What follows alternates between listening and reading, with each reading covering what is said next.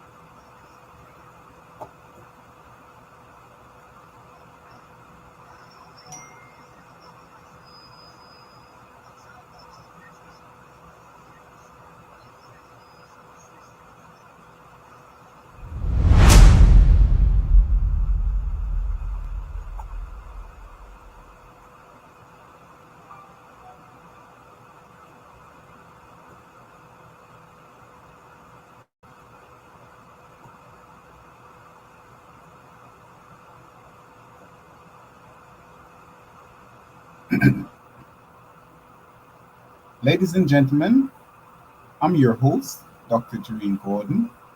Welcome to the Lady Whistleblower Show, and to you, our esteemed whistlees.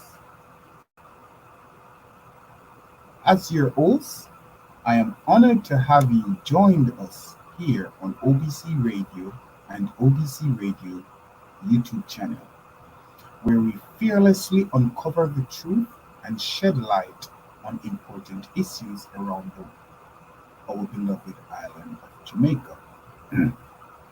Before we do so, allow me to welcome those of you who are joining us for the first time, and we kindly request that you like, share, and subscribe to our channel. We advise that you turn your notification on so you won't miss us. Last but not least, follow us on all our social media platforms at OBC Radio, and visit us on the World Wide Web at www.obcradio.com. Remember, download our radio app in your phone and stay updated. The app is free and easy to use. Always remember, a winner never quits, because quitters never win. Aren't we winners? Good evening. This is the Lady Whistleblower Show with your host, Dr. Jermaine Gordon. We have a critical update on a case that been making headlines. Mr. Joylan Silvera, president of the People's National Party campaign treasurer, was taken into custody last Thursday following a 2-month long investigation into the death of his wife.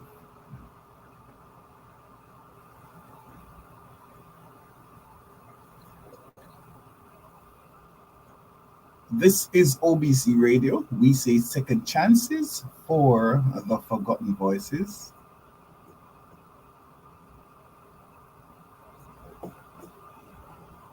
We just want to shout out to you, the viewers.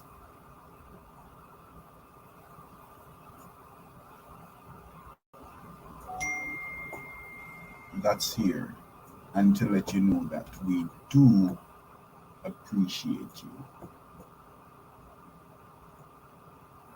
You make this, what we're doing, possible.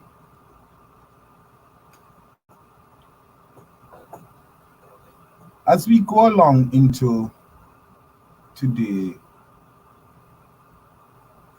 episode,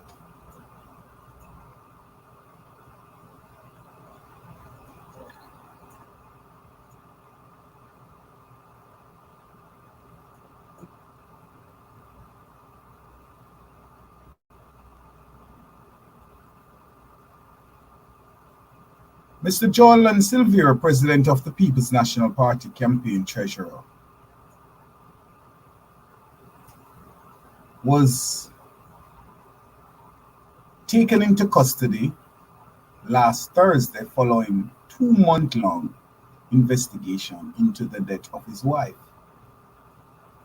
The initial reports of Mr. Silvera suggest that Ms. Silvera passed away in her sleep on November 10th. However, the storyline took a chilling turn when a post-mortem examination revealed the presence of bullet fragments in her body. This shocking revelation led to the police to open a murder investigation into the matter. Deputy Commissioner of Police Fish Bailey, in charge of the investigation, has strongly dismissed claims that there was an attempt by the police or any other entity to cover up the murder of Mr. Silvera. This comes amid raised concern about the private doctor who pronounced her dead at the scene. Questions were raised as to how the doctor failed to notice the bullet wounds on the body. The first responders from the police force have also come under criticism for their handling in the case.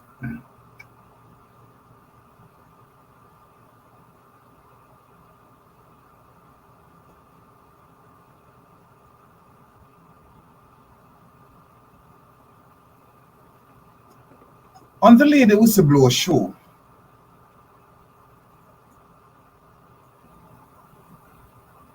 in light of recent development in the Silvera case, our listeners have few questions and concern. One such concern is directed at Deputy Commissioner of Police Fish Bailey. Some of our listeners questioning his credibility, citing his public statement on Nationwide FM where he vehemently denied any corruption involved in the case. The public seems to be skeptical, and some are even calling for his resignation. Further, they have pointed out that DCP Bailey and the accused Mr. Silvera shared a personal history. It is reported DCP Bailey once worked as Silvera's bodyguard and was seen dining with him after Mrs. Silvera's death. This information could potentially compromise the integrity of the investigation. A call for transparency has also been extended to Mark Golding, Some are demanding a public apology and urging him to sever all ties with Mr. Silvera. Moreover, there is requests for Mr. Golin to publicly confirm that Mr. Silvera is no longer a member of the People's National Party and president of his campaign. Another concern raised in Mr. Silvera's nationality.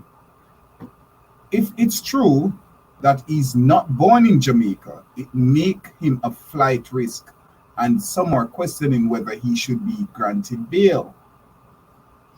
We urge the relevant authorities to shed light on these pressing issues, and we will continue to follow this case to ensure that transparency is maintained and justice is served.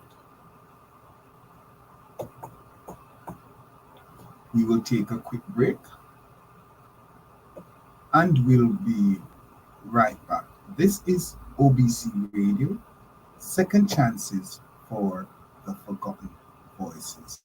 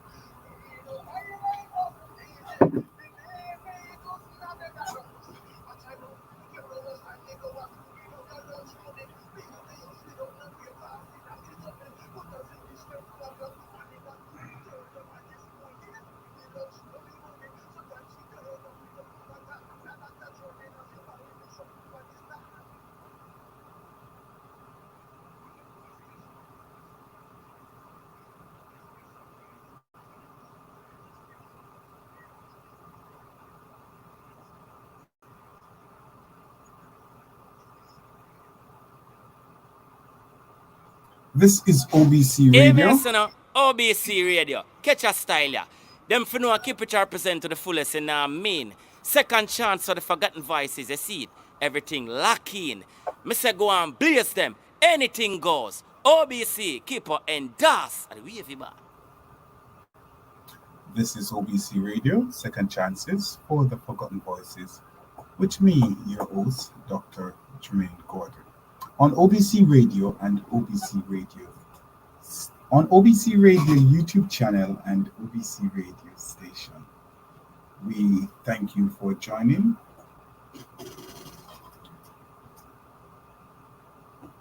As we continue to shed light. Oh, bumbleclot. OBC, play that back for me.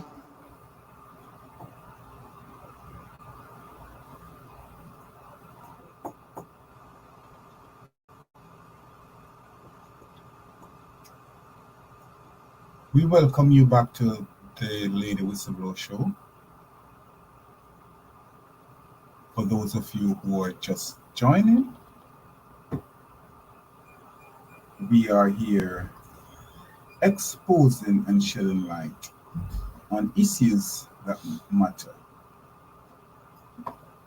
and to bring forth transparency in Jamaica and her diaspora.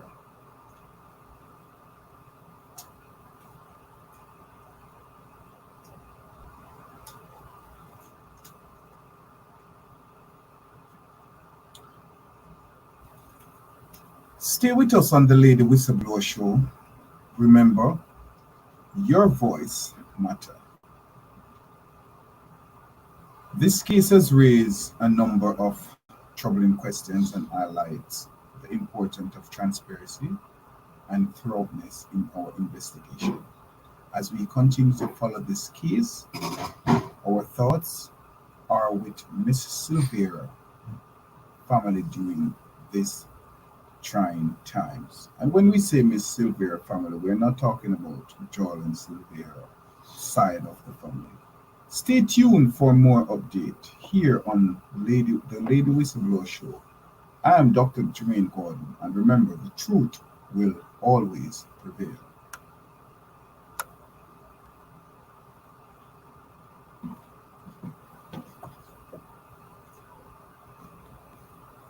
Now,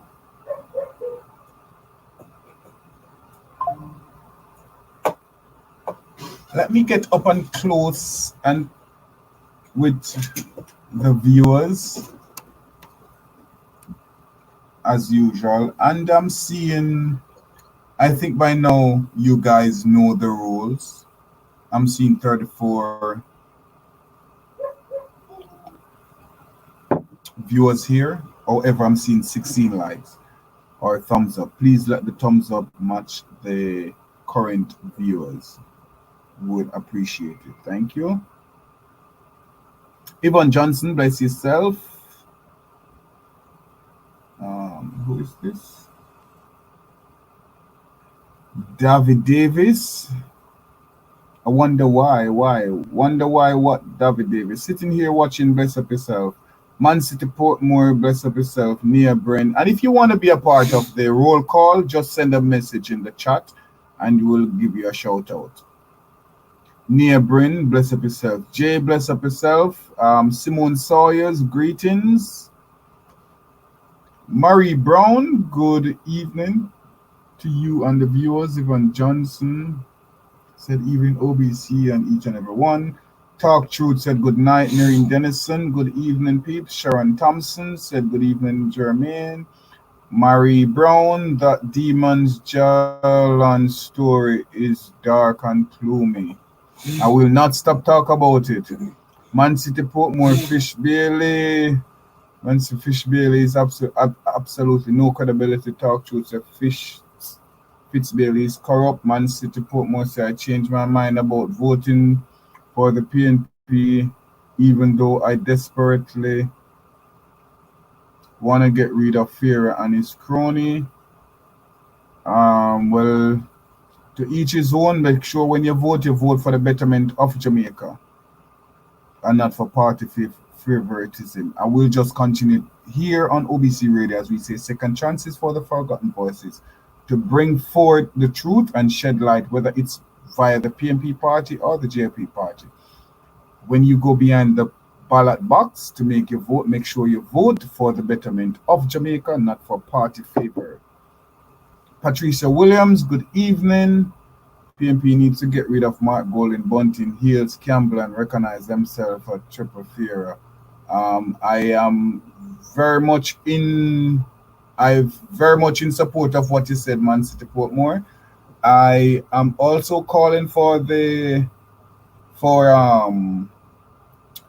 Bunting and Mark Golding to step aside from the People's National Party, put somebody else up. I'm quite sure anybody else up, the people them will really go through with them because I'm tired of Farah, who is known as Farah, who is Andrew Holness, or Conjure Holness, as their favorite, affectionately call him. Leonie Denton, good evening, Dr. Gordon, and everyone watching, sitting here watching the judge clear the court, the cover of the country. Well, as mentioned, if you want to make the roll call, you can send a message in the chat and we'll shout out, state your message, or maybe pin it.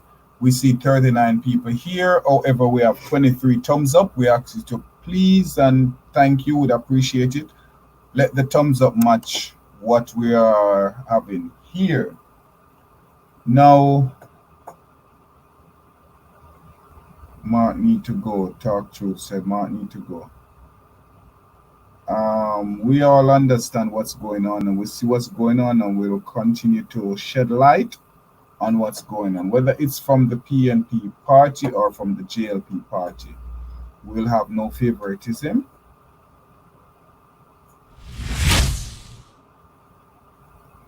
AMSN, OBC Radio, catch a style ya.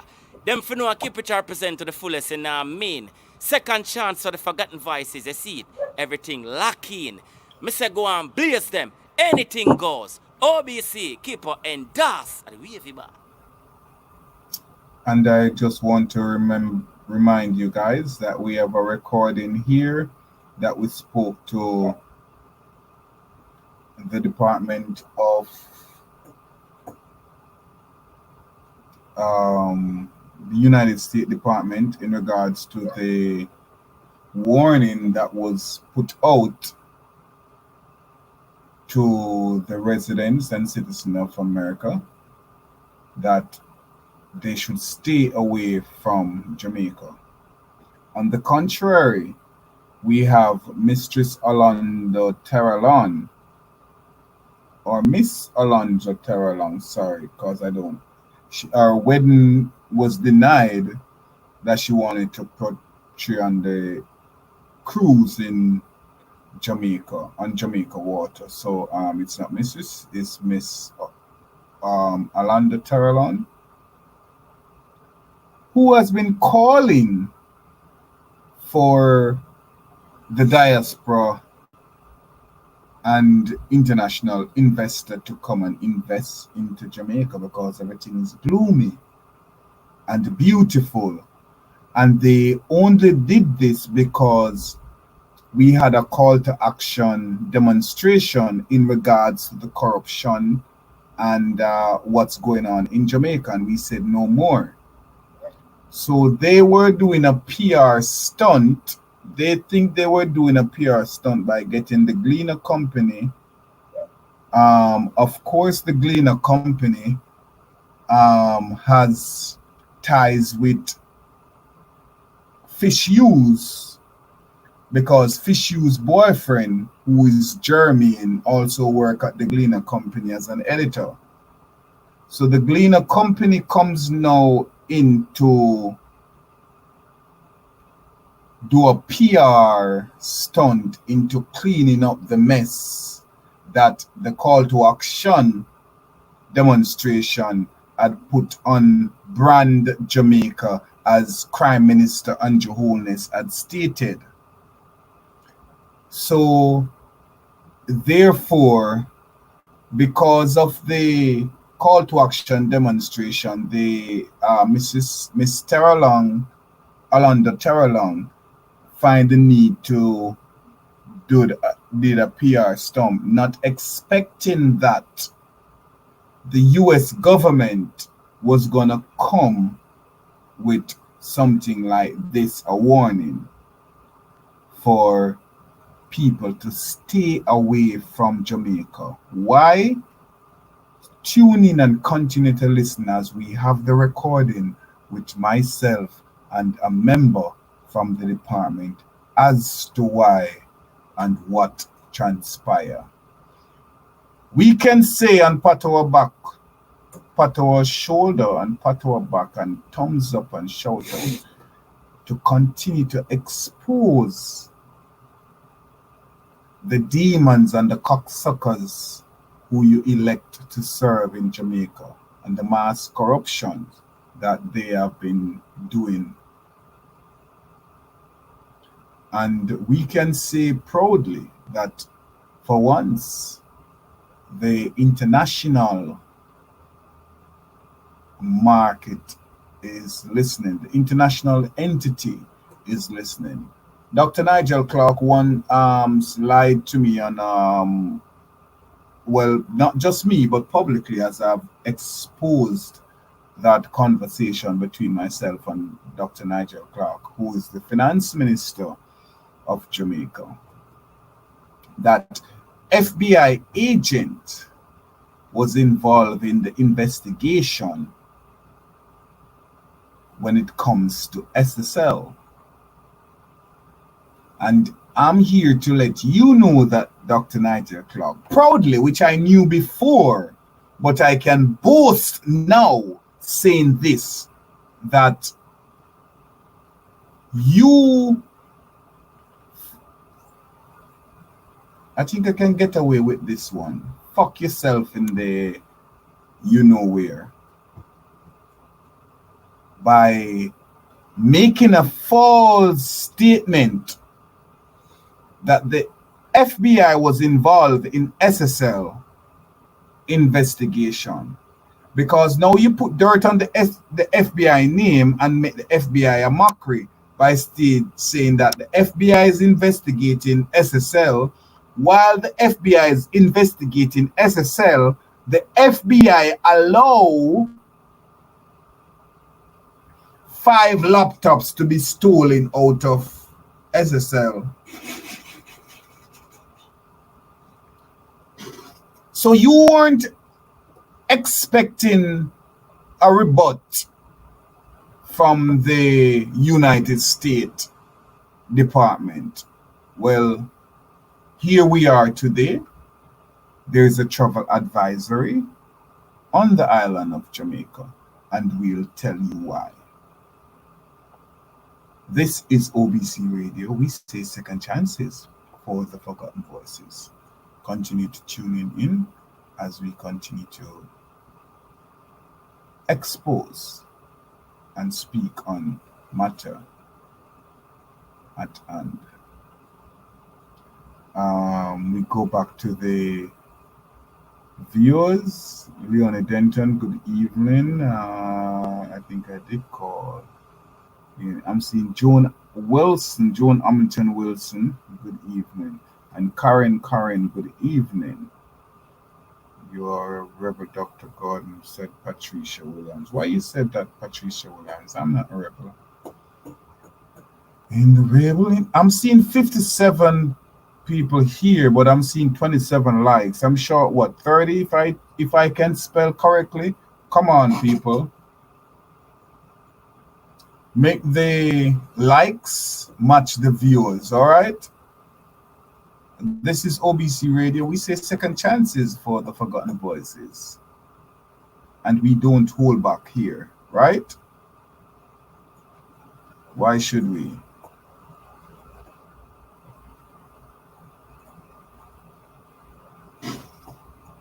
We want to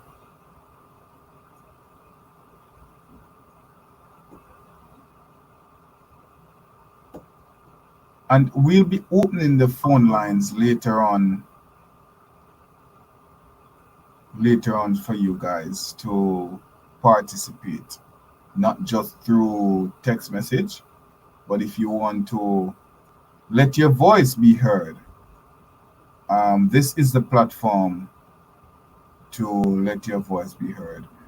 As we say, second chances for the forgotten voices, so you let your voice be heard. Don't be shy.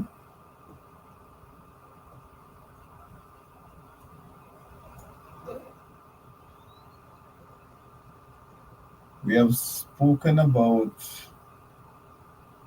Joylan Silvera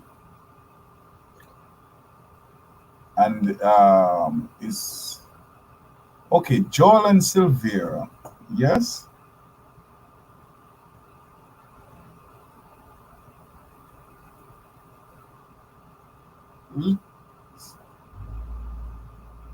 Let us touch on Joylan Silvera, because we will not allow this to just sweep under the rug. Yeah? Now, as much as Deputy Commissioner Fish Bailey is the man of the moment and make it seems like, oh, he's also God Almighty, the Savior of the world, who is the man in charge and dealing with the investigation. No, you're not. Somebody else is calling the string, because if it had left to you alone, Deputy Fish Bailey, we know here at OBC Radio, and the public is aware, very much aware, that if it left to you, everything would have been a cover-up. Factual evidence which are reported to back what I'm saying. You went on Nationwide FM with Fish Hughes and stated that with all the resources, you trust the police department to do the investigation, and with all the resources, the major resources, and what's going on the investigation. Let's call a spade, Fish. To be honest with you, Fish Hughes, I don't see any corruption in this investigation. And Fish Hughes didn't follow you up with any message, with any questions as to, but the fragment from the bullets said otherwise, or, you know, journalistic following up questions. What Fish Hughes said, oh, thank you for coming, and you know you're welcome here at any given time. The fact that you were seen in a photograph with Joylan Silvera after the murder of Mrs. Silvera eating fish and bami makes it a compromise for you to stay and investigate on this matter. The fact that you are also Mr. Silvera, former bodyguard, make it compromise for you to remain the investigator on this matter. So here you are now wanting the public to believe that, okay, now there is corruption and we're investigating, and there are other people that we're questioning, and a lot. We want the names to come out publicly. This is too big of a crime that you all try to cover up, because you all thought you could have got Miss Silvera body to exhume, to cremate it without an autopsy. The blood on the scene that was cleaned up. The politician, the member of parliament, former member of parliament in the People's National Party, who was at the scene on the night of.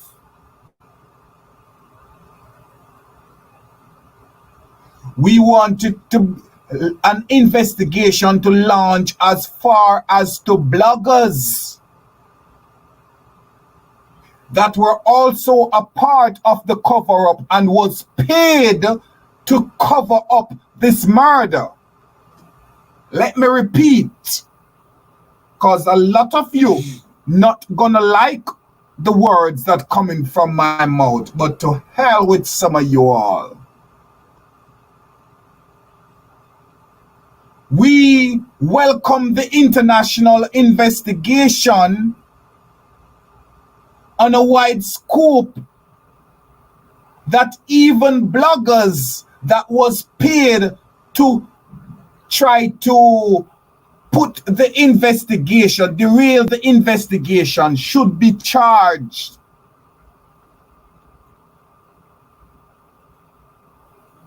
You know, and I know, and the police know, and the ballistic reports and evidence has proven that Mr. Silvera was at his house on the night of his wife's murder. So who were you to came to the public on a platform to state that Mr. Silvera was not home?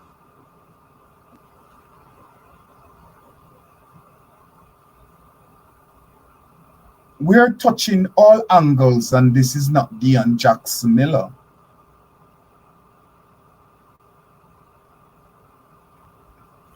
Joylan Silvera wasn't born in Jamaica.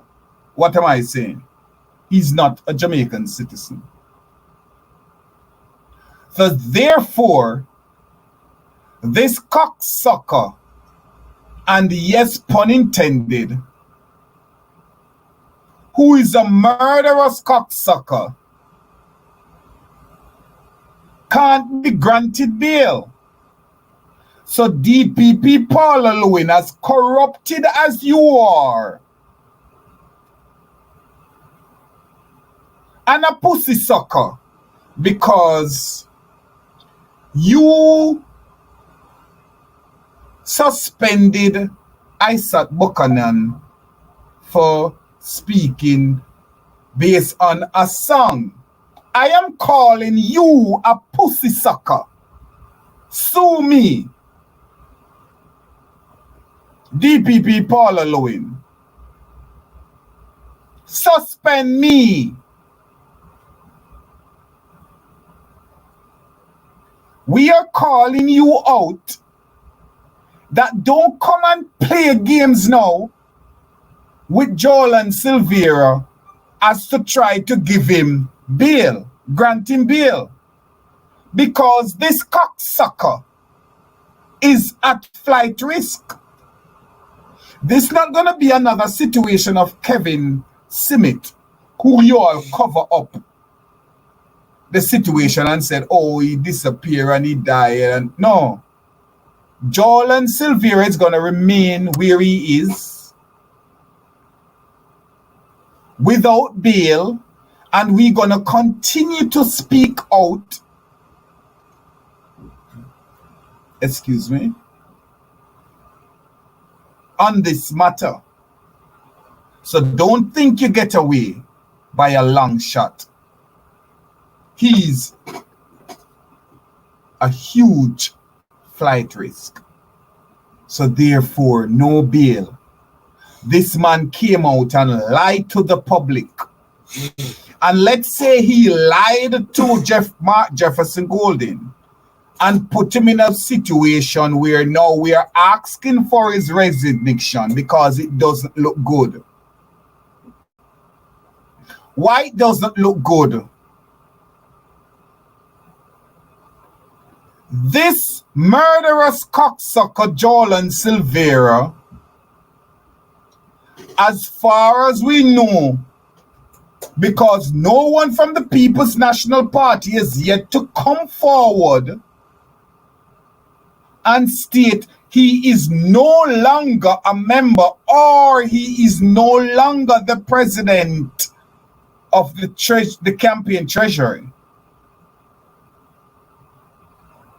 So until that come, where they can recuse themselves from Joylan Silvera, don't think people are stupid. We are at OBC Radio, have vowed to continue to speak out on fairness, truth that matter. We won't sugarcoat it here. We will say it like we mean it and say it as it is. We speak raw without condom here. We don't protect ourselves here on the Lady Whistleblower Show when we speak. Why? We speak facts. And if we're not speaking facts, cocksuckers and pussy suckers, we dare you. Yes, pussy is the name of a cat. I can get away with saying that. But you all know what I'm talking about. Hello, DPP Lowen. Check me. Put me in check. Y'all love put people in check. Dr. Nigel Clark try me and him buck up, you know. So this is where we are today.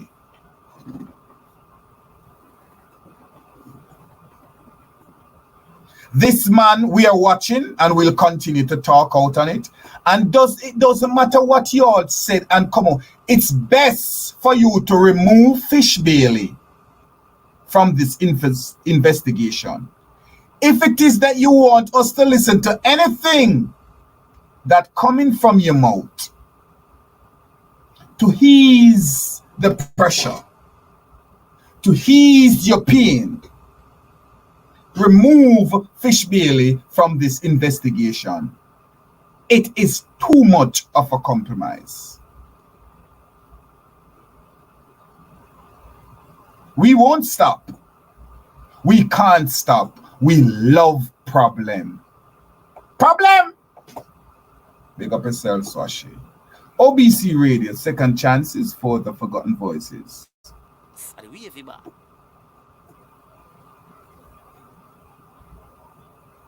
Hey, Mason, OBC Radio, catch a style ya. Them for no keep it represent to the fullest in mean. Second chance for the forgotten voices, you see it. Everything lock in. Me say go and blaze them. Anything goes. OBC, keep her endorse.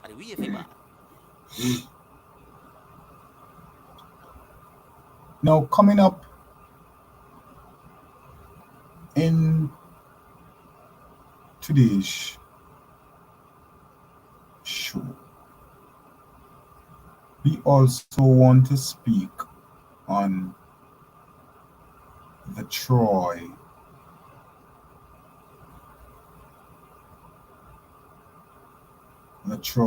Bridge. But before we do so, yes,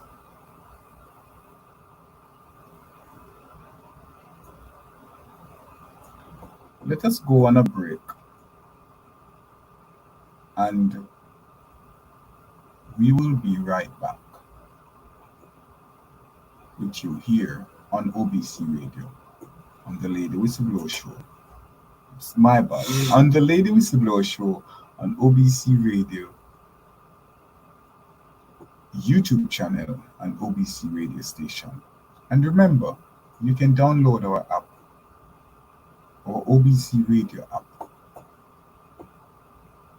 In your phone, it's free of cost.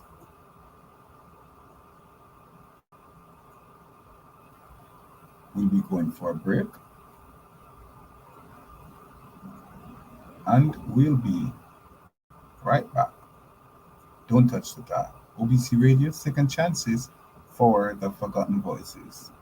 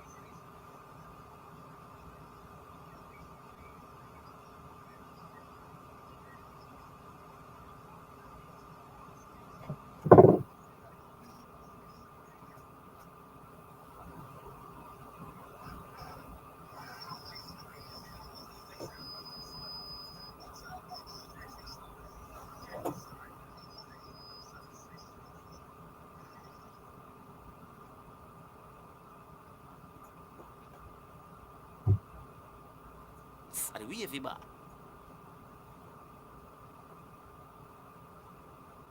AMS, OBC Radio, catch a style ya. Them for know keep it represent to the fullest in mean. Second chance for the forgotten voices, you see it. Everything lock in. Me say go and blaze them. Anything goes. OBC, keep her endorse at the wavy bar. Thank you for staying with us. This is OBC Radio. Welcome back. Welcome back. This is the Lady Whistleblower Show on OBC Radio YouTube channel and OBC Radio station. We just want to thank you for sticking with us and making OBC Radio your station.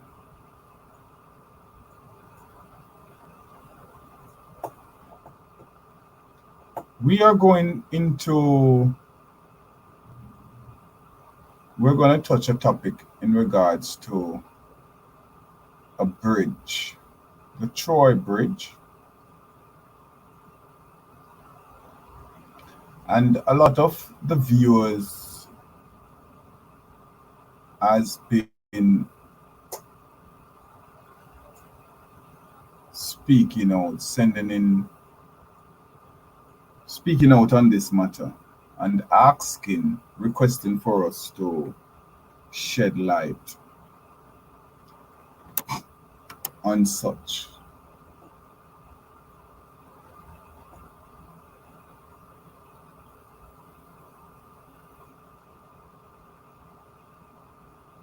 Troy Bridge repairs neglect for downtown bus shed. In a surprising turn of events, the government officials have prioritized the construction of a downtown bus shed over the crucial repair of the Troy Bridge. A decision that has sparked outrage and confusion among local residents. The Troy Bridge is a critical infrastructure connecting the parish of Manchester, St. Elizabeth and Trelawney has remained in the states of despair, creating inconvenience for local, particularly the farming community. Due to the bridge's dilapidated condition, farmers are forced to embark on a journey 3 to 4 times longer than the usual to reach their farms. Among those affected is a local farmer who had abandoned his farm due to the arduous travel caused by the bridge state. It doesn't make sense with the high gas prices, he lamented, expressing his frustration over the government's spending priorities. The decision to build a bus shed downtown while seemingly neglecting the dire need for a bridge repair has raised eyebrows. Critics argue that the bus shed, although a valuable addition to the urban infrastructure, should not overshadow the pressing necessity to restore the bridge, a lifetime for many communities. The government has maintained that budget constraints prevent them from undertaking the bridge repair. However, this rationale has been met with skepticism as funds seems to be readily available for downtown bus shed constructions. Many locals believe that the bridge repair should take precedence as it directly affects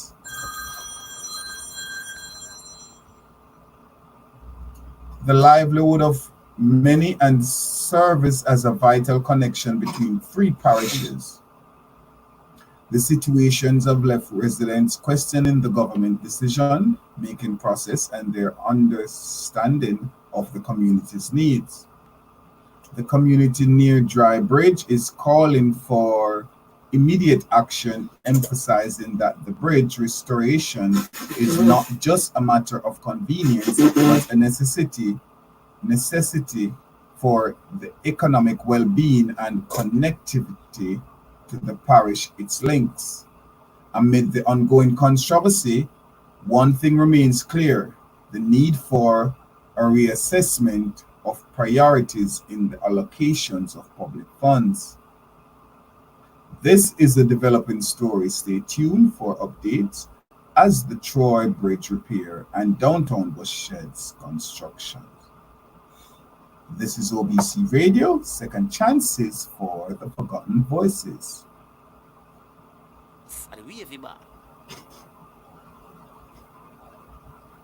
Amen, OBC Radio. Catch a style ya. Them for know keep it represent to the fullest and mean. Second chance for the forgotten voices, you see it. Everything lock in. Me say go and blaze them. Anything goes. OBC keep her endorse. And remember to download our app in your app store. It's free to use and free and easy to use. OBC Radio in your app store or your Play Store. Or ask Alexa to play OBC Radio. Visit us on the World Wide Web at www.obcradio.com.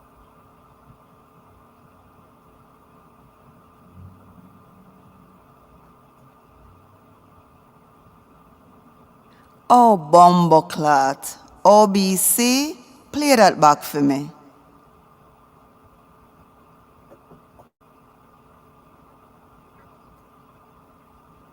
Well, we are here. Welcome back to our show. And we are here to speak on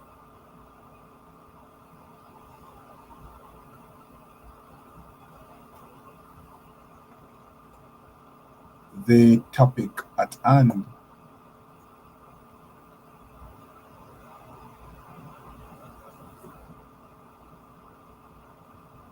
While Terralong and Andrew Olness see nothing wrong with Jamaica,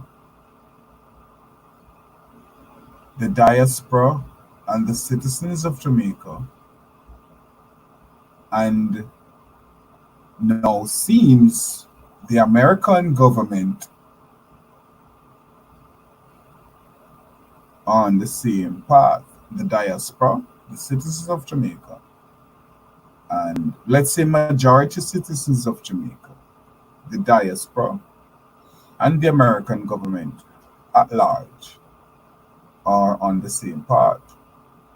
While Andrew Holness, Miss Alonda Terralong, and others are on the opposite fence.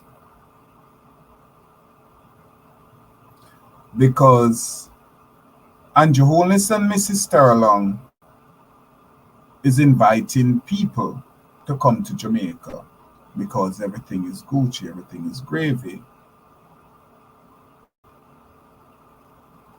However, the United States government is saying to its citizens, to our citizens, stay away from Jamaica. So this goes to show the saying, as we know, what sweet nanny goat gonna run its belly, or the person that laughs, the person that laugh the best. Hello, Nestor Morgan and Dr. Clovis R. Nelson. Shall we say we are laughing last? Because you had your laugh recently when you make a mockery of Dr. Rupert Francis. I say that with no apology. Yes, you all make a mockery of Dr. Rupert Francis. and try to undermine the message that was sent. So while Miss Terralong and Andrew Holness was doing damage control and laughing at, as you all stated, the 30 demonstrators that was at the call to action demonstration, America and our government see right through your asses, because of course we know it has been open so wide because you take nothing but big anacondas. Come on now, shall we speak? Welcome back to the Lady Whistleblower Show. In our international segment today, we bring to your attention a recent travel advisory issue by the United States Department, warning its citizens to exercise caution when traveling to Jamaica due to concern over medical services and crime. The advisory, posted on the State Department website, urged U.S. citizens to reconsider their travel plans to Jamaica due to the prevalence of crime and violence in the country. When it comes to medical services, the advisory paints a worrying picture. It states that emergency services and hospital care vary throughout the island, and response time and quality of care may differ from U.S. standards. It goes on to say that public hospitals are under-resourced and sometimes unable to provide high level of specialized care. In addition, the advisory warns that private hospital requires payment upfront and might not also offer specialized care. It also points out that the lack of readily available ambulance services, especially in rural areas, and the lack of trained personnel to staff them. The State Department strongly encouraged those planning a trip to Jamaica to obtain travelers insurance, including medical evacuation insurance. The advisory explicitly states that the Department of State does not cover medical bills. Now let's talk about crime. The advisory expresses concern about the local police's often ineffective response to serious criminal incidents.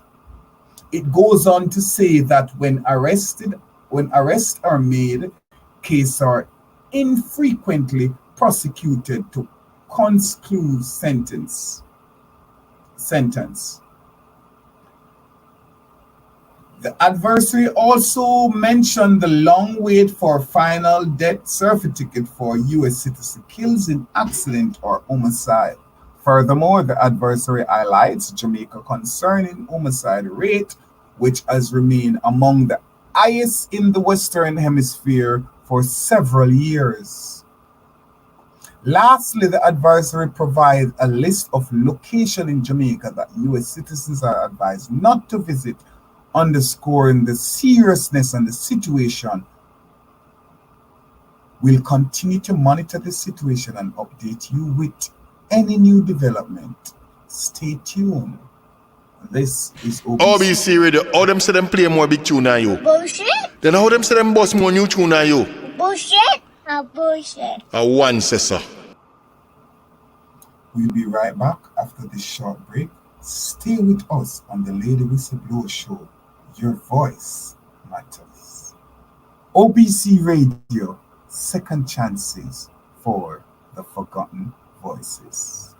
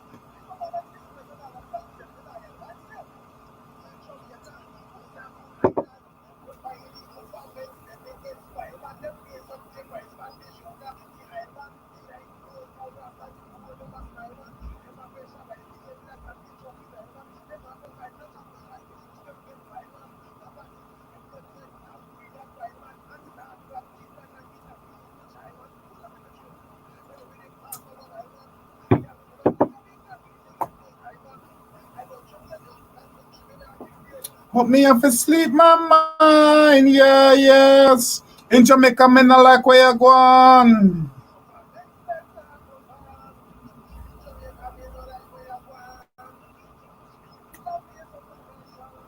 Dr. Troy, me not like where you go on.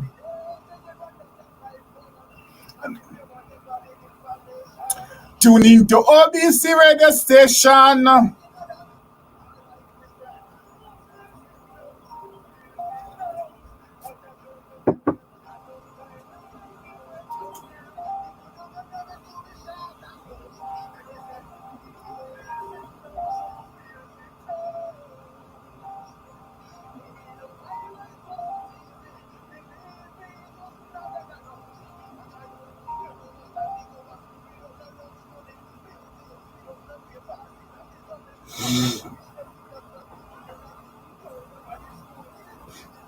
Mommy.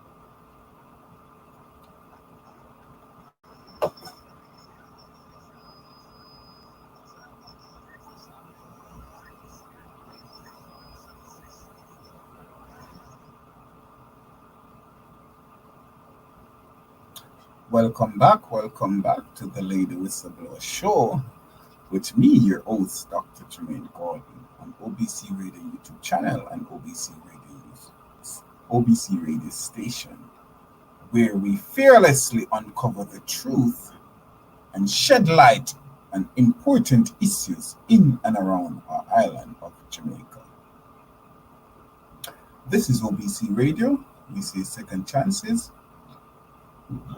Excuse me, for the forgotten voices.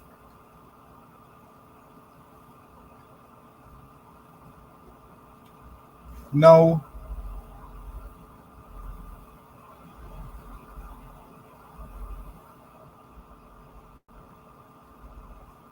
while our Prime Minister and the government officials of Jamaica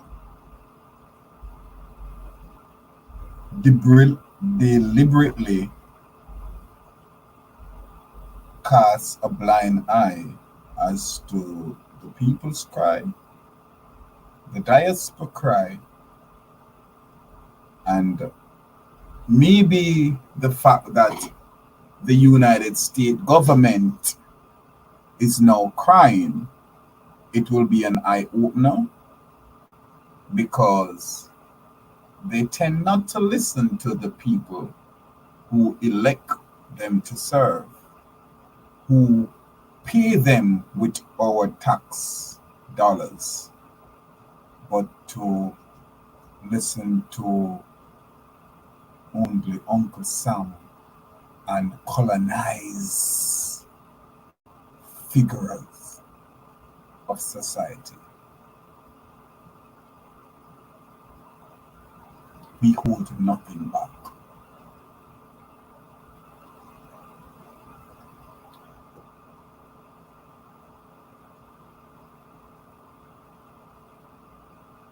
What you all think when you came and laugh and make a mockery of the diaspora call to action meeting in front of the Jamaica consulate?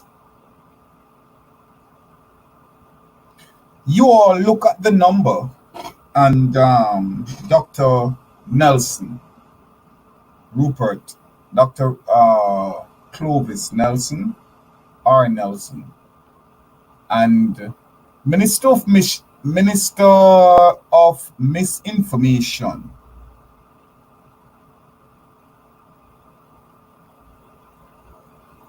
When you came out and make a mockery and you stuck at the 35, not seeing the 70, if not over 70 people that was there.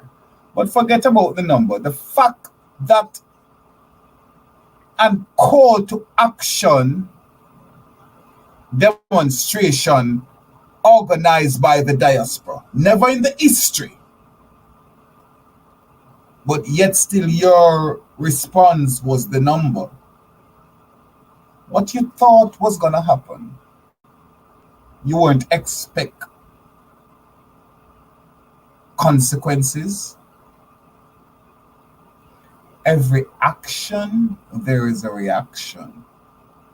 So you all act stupid with your corruption, self-enrichment, and your wholeness within 2 years of being prime minister.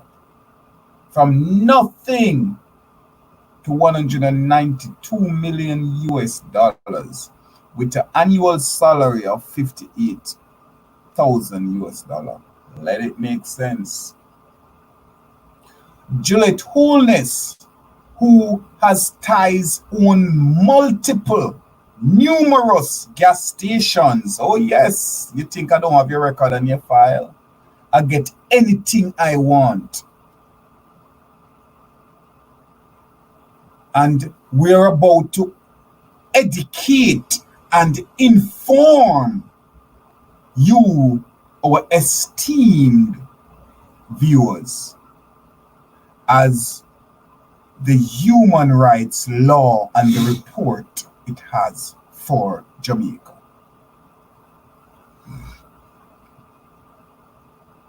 Somebody sent me a photograph, which I won't show here.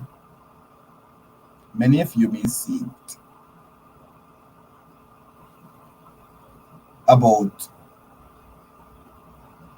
organ confirming that indeed there is organ harvesting going on in our little island of Jamaica amongst our children. A lot of you dirty cocksuckers come and say, oh, then how is it OBC really talking about it? If it was true, why the other big entities not talking about it? I couldn't give two fuck why they're not talking about it, because they are all in the pocket and controlled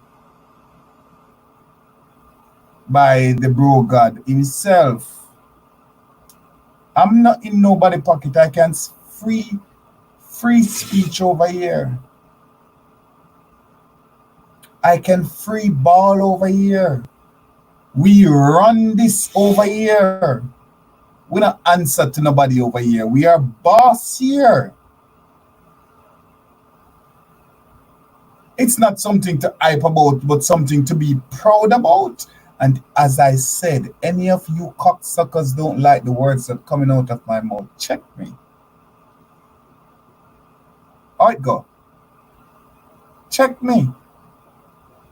Just check me. We can solve all this problem. Come on. How it go?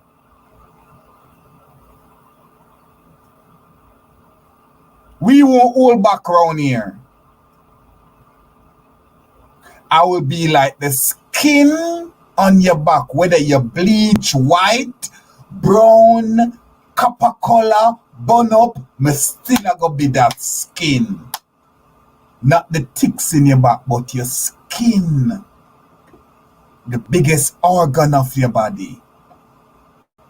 When you sleep, you must remember Dr. Gordon. When you wake, you must, if you sleep, when you wake, you must remember Dr. Gordon. When you breathe, you must breathe Dr. Gordon. Yes. Right there. Check me. We can play chess because we get paid for check, man. Alright, go?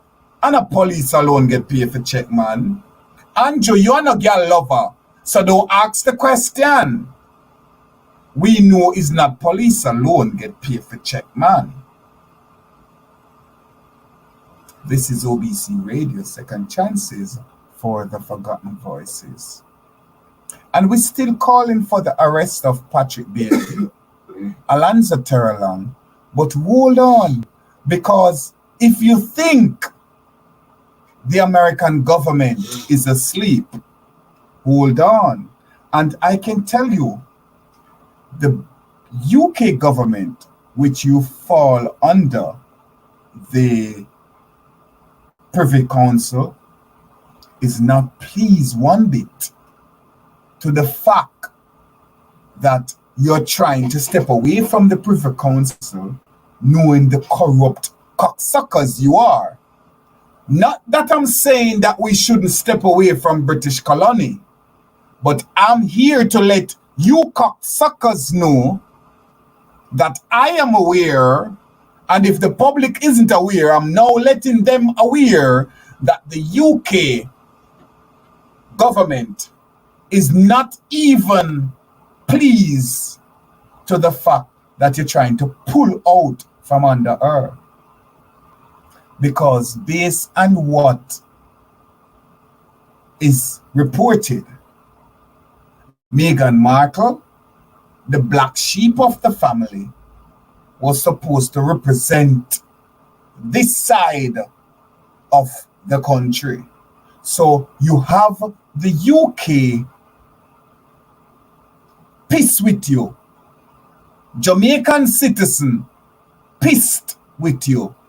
The diaspora, the 35 members of the call to action demonstration pissed with you, because that's all you see. And now the American government pissed with you. So while you're there counting 35, you forgot that Andrew Holness used social media and trick the public. It's the very same social media we're using now to cut you down. I said, Jamaica, be prepared for an awakening. You're getting it now, Andrew Holness, because I know you and Gillette Holness not sleeping well. Lord, Dr. Gordon, don't touch the children, them. To hell with you. It's not your show. This is not Burger King. You won't have it your way. You will have it my way. Frank Sinatra. I did it my way. You so messed up that's even your kids them it now affecting you, them changing them features. You know, see the cute little boy them now start look like dynamic force. Oh, don't touch your people and Pitney because who you? Check me. Check me.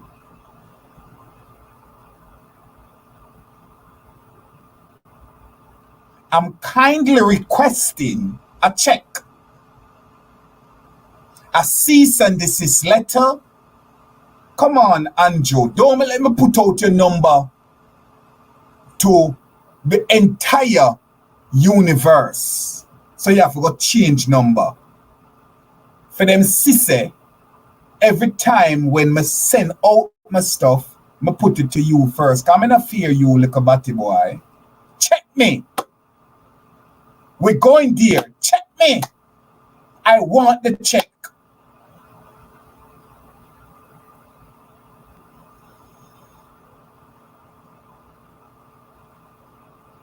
What are we waiting on?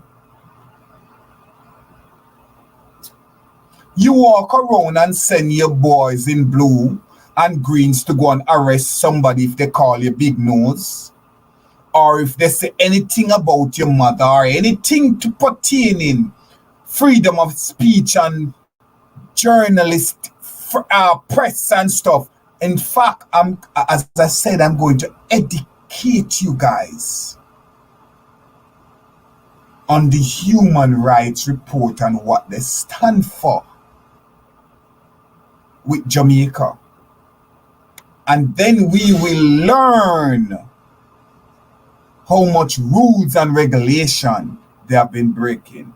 And I'm doing this not much to educate you, but to put in the face that this little batty boy, where they used to fight for him anaconda and paid dearly for it, know the ins and out, how to grind y'all without condoms, without catching diseases. Hey! What we say? A lot of them don't care about the public health sector because they are dying dirty cocksuckers. So they are going down with sicknesses, so they don't care about the resident and citizens of Jamaica. But be prepared for an awakening. Anybody is awake? Let me come back up and personal with the viewers. 69, 61 likes. I won't do a refresh. That kind of, okay, all right. We're doing something. Come on, let me get 100 likes though. Like, share, and subscribe.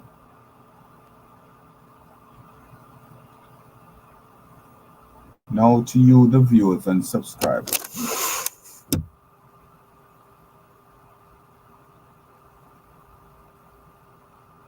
PNP need to get rid of. Okay, I did read that. Lisa, Anna, and Damian Crawford are better option right now and would win by landslide. Good evening, Dr. Gordon, Leonie Denton. Good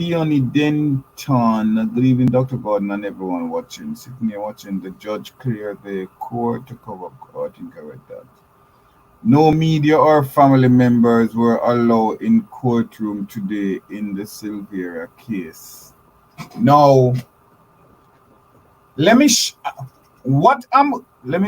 pin this. Sitting here watching said, no media or family member were allowed in the courtroom today in the Silvera case. I want you to make that rest right there. Settle on your heart, your thoughts, and everything that you have within.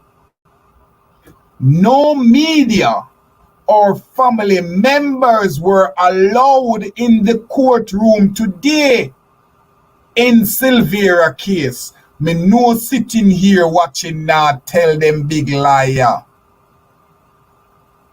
You see one thing with me? When I get certain information, because me I want mix up man, you know. I love mix up. I love the tea. I love the sauce. Who don't want to admit it? That a feeding problem, but I love it. And I guess it was where I was being led all my life for reach where I'm at now. But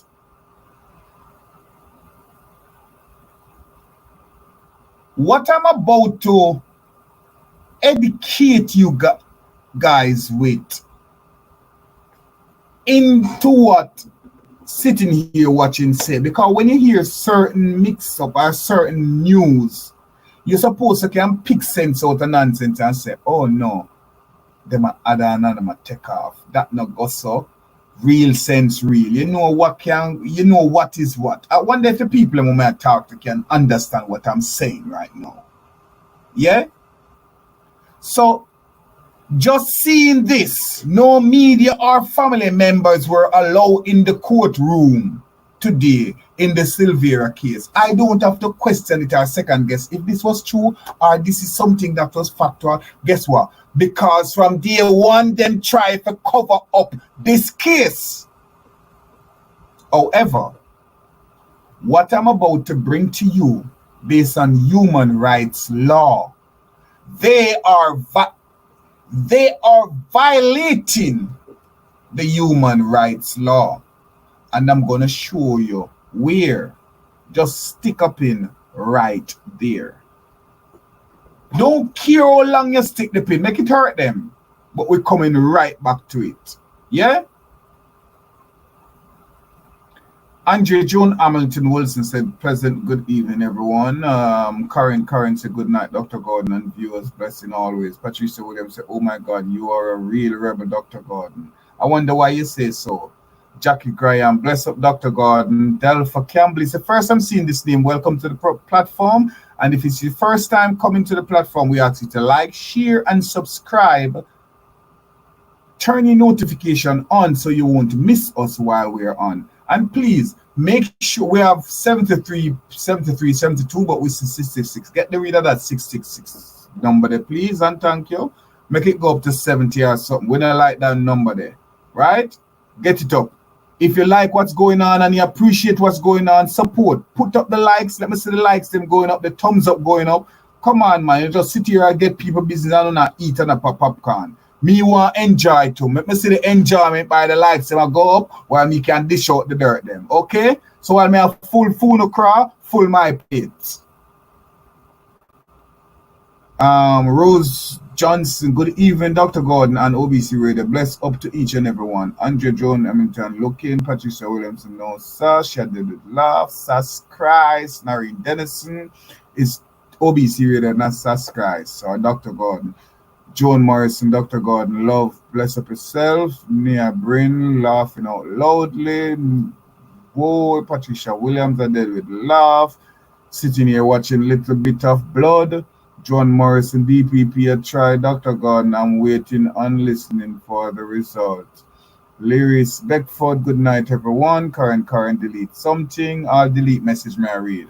Nothing now pass me. All eyes cross and T's dot, and I know what I said. Sitting here watching good night, Beckford. Jackie Graham, welcome. DPP not going to try you, Dr. Gordon, because they all know you have all the secrets. LOL. Sweet P, I'm voting for Mark Golan. I'm tired of Farah and Joe. We understand that. Karen, Dr. Gordon, I agree with you 100%. Remember what I say, you say make you agree with me, but bless up yourself, girl. It seems like I scored. Okay. Carol's sexy shorty, isn't this our girl? Isn't this money? Carol's sexy shorty. Thanks for invited. Facts, not fiction. Okay, bless up yourself. I don't look like money. Meridine Murdoch, good night. Them begging PJ to help Mark and the JLP. PJ, I like him now. I like PJ again. I like PJ one long time because he was secret and soft and just seclusive some love. But I like him because I like all the fact that because through the woman have secret for the whole of them say them a Batman. Come out and this is the time when everybody can come out and say them a Batman. Come out and tell people before me come take out to people too now and prove what me I say. So I don't understand because the woman where you say it was your goddaughter and you is a liar, PJ, and you is a big liar. Check me. You can check me too because you have big France you say money there now you have a chateau. Me live in a house, you have chateau. Check me. Yes, PJ, because you sit down quiet too for an outspoken person. For your goddaughter kill. Why? Because she have secret for the whole owner. Come out and talk up the things, them man. Take out Peter King tape. Come out and talk. You're an old man now. You're 84. You're supposed to be like a baby. No care what come out of your mouth. If me have, then me never care what come out of my mouth for me and lick up. All when me reach 80. Because them say baby and old people now, them mouth not have no filter, but it seems like them have what them a call it now, as my friend would say, gag order upon PJ Patterson when you was such an outspoken attorney, big attorney, rob up so much money in a Jamaica, thief up much and go and go build big chateau, buy how much $12 million US chateau in a France. Come on, man, this is your goddaughter we're talking about. Let we hear you talking. Let we hear you speak. We don't want to hear about the whole I want is one bag of piece of. Hey, let us stay up and chat because listen me, you know. Don't make me wake up before when I wake up on yourself, you know. It's the time for an awakening. Just come out. Stop it. Stop it. People, the time has come. The time has come. You know, had it wrong when you say the time has come and never know, say really, really, really, the time has come. Yeah? Okay. Dr. Nigel Clark, let me remind you, when you called me to let me know that whatever I had written was libelous and you could get all your legal entities involved. These were your words, remember.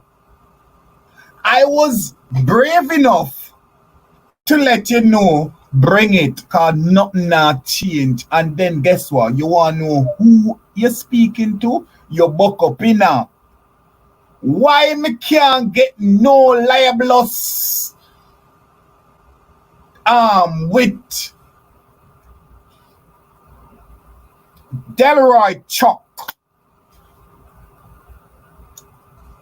Who are some, help me out with some big lawyer in the Jamaica Labour Party? All of them people, why one can't write up something, corrupt up something as one always do, and put me for libelous, because you see your attorneys, them go, what? This is from September 3rd. October, November, December, we are in January, and January are done, now come February. What were we there already? Check me. Libelous. Not say any say? You buck up in now.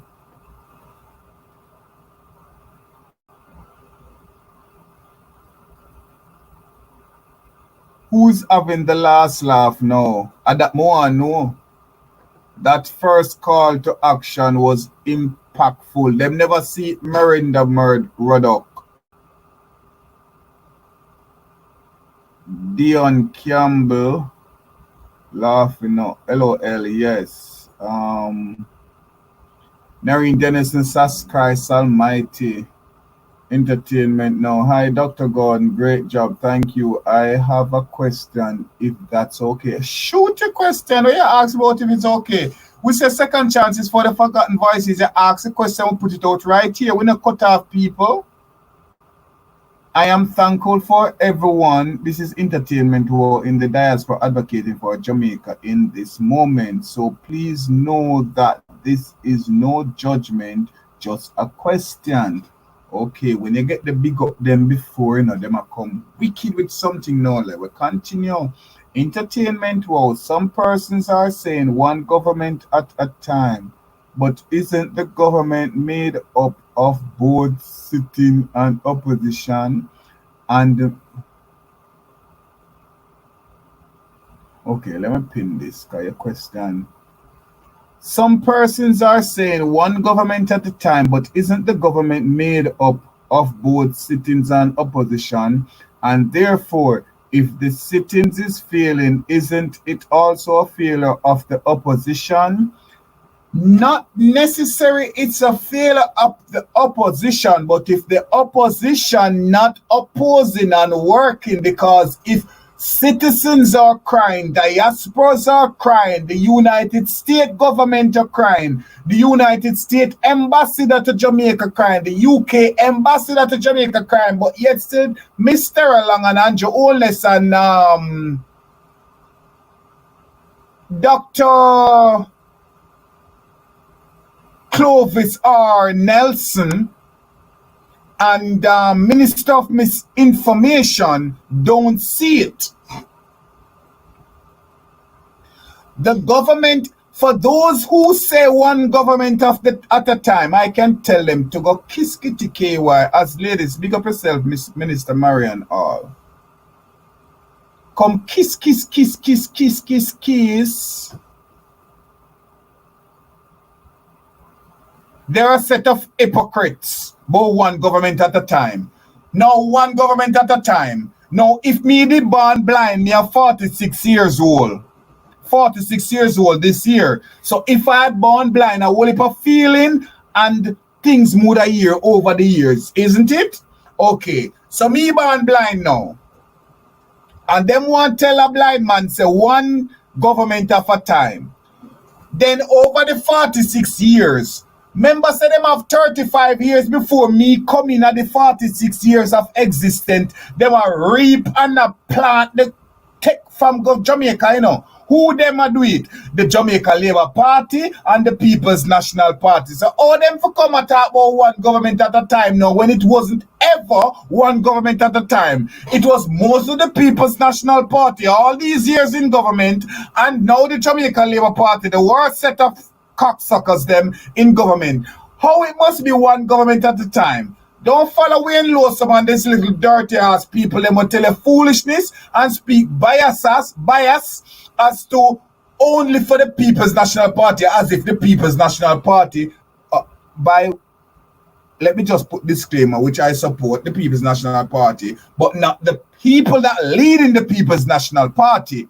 Because I'm gonna say Jamaica before party. So don't follow those dirty ass one-sided mind who don't really mean the best for Jamaica but for the party. The time has come, we no blind.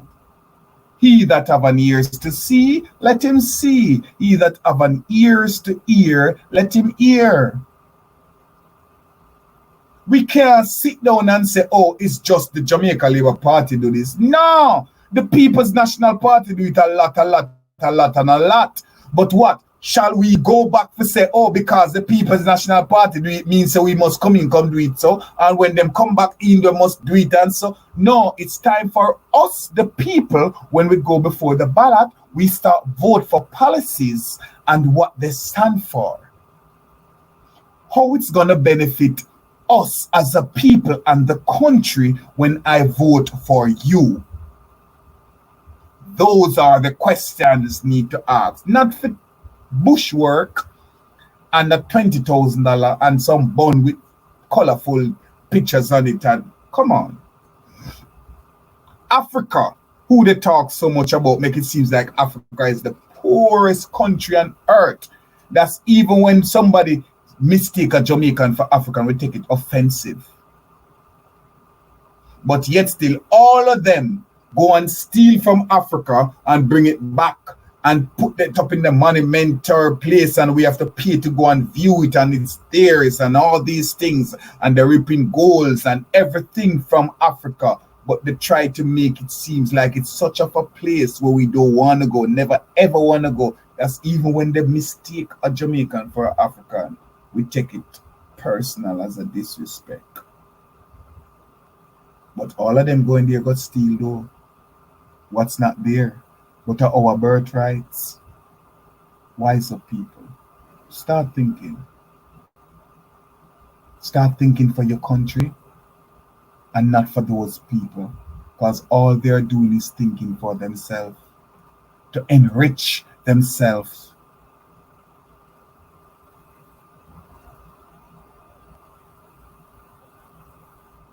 The cover up continues, Dr. Entity just asking, and I hope I answer your question. Quite cock up. Sharon Thompson, cock up. Jermaine, cock up. Charmaine Livermore, Doc, you were selected for a time like this. Bless yourself. It's the first I see this name, or maybe I've seen it before and overlooked it, but welcome. Karen, Dr. Gordon, if I love you, one more. Blessing, and more blessing. Marcy, I love, bless up, Doctor. Marcy, I love, talk up, Dr. Gordon, blessing. Sitting here watching, say, you done bust out peaches, she could long time. Denise Bell, may the Lord help you. Sitting here watching Chuck, have sense. Sitting here watching Sleeping Chang can represent Elijah.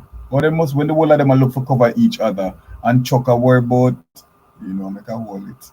Thank you so much for entertaining or for answering. That's what I'm thinking too, because they are being paid to.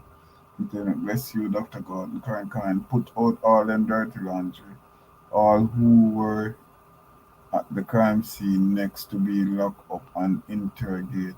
Every one of them knows Mr. Bailey came out and said he didn't see anything to change Joylan 401 eastbound. Good night, Dr. Gordon. Them worry about numbers. What them need to worry about is how the world view us. The same social media where them take and trick the people them with clocks and all these dancing and stuff, and the same social media go and cut them throat. Right, that's where the numbers them there, social media. Some of them worry about the who was there and what. Yeah, because that's the most important thing in Jamaica and not what has caused it. Where are we? This is OBC Radio Second Chances for the Forgotten Voices. Let me take a quick break and we will be right back.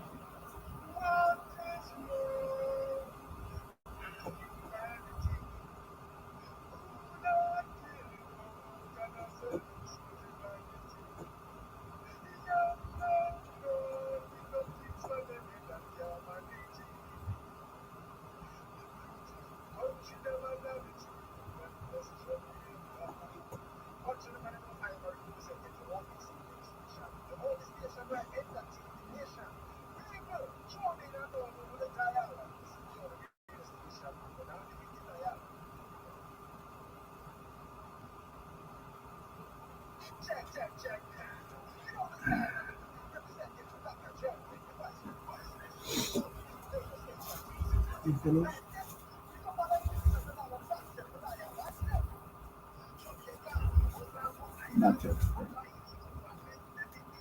One by one. Just remove the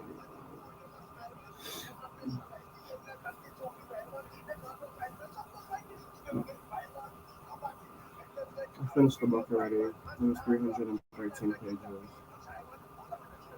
Gotta find a new book to read.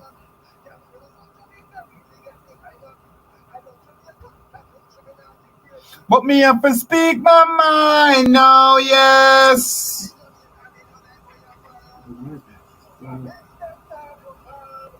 In Jamaica, me like where you going.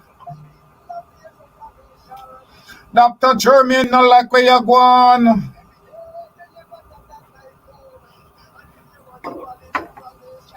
Tune into OBC radio station.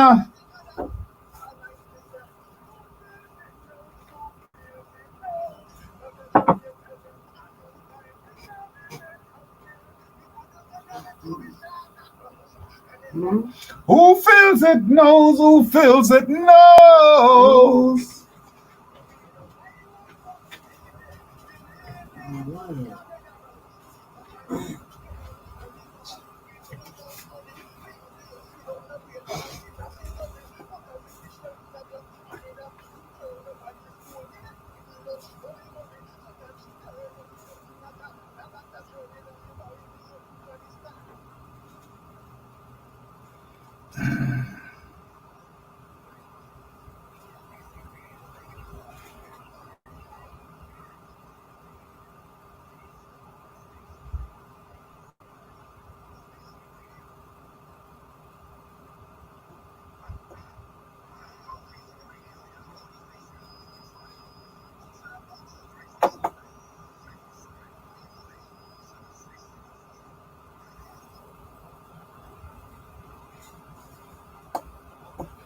Welcome back to the Lady Whistleblower Show. I'm your host, Dr. Gordon, on OBC Radio YouTube channel and OBC Radio station, where we fearlessly bring to you the truth,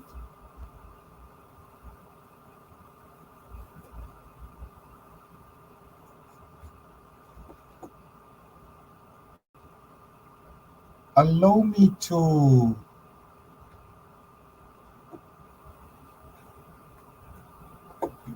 bring to you some information. Yes, this is the 2022 Country Report on Human Rights Practice in Jamaica. This segment is going to be informative. And remember earlier, I asked of you to stick a pin, yeah, on a comment that someone had made. Now,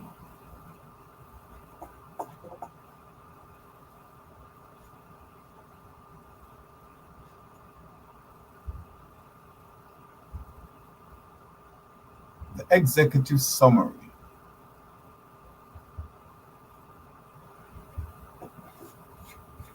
Are you guys able to see? Are you seeing this? That's what I want to know. Hey, Keisha. Jackie, I can't do that now. I'm surprised you would even ask me to do this now. Um,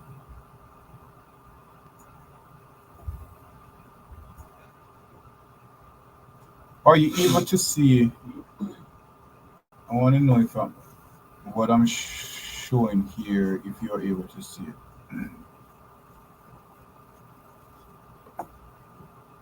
On the screen.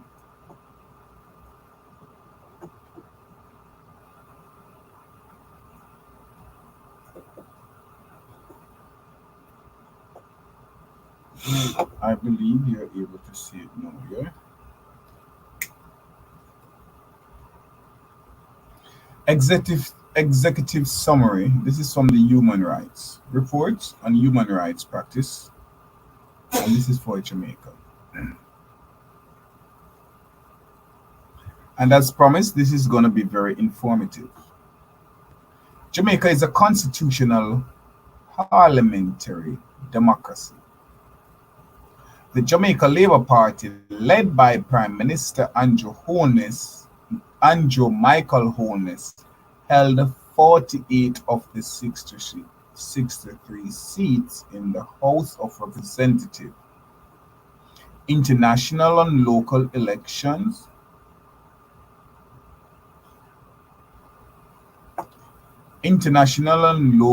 elections in September 2020 to be transparent, free, fair, and general, peaceful. Now, bear in mind, this is the standard that the human rights hold Jamaica accountable to. Some would say bless me, some would say true word. The Ministry of National Security is the ministerial home of the Jamaican Defense Force and direct policy of the security forces.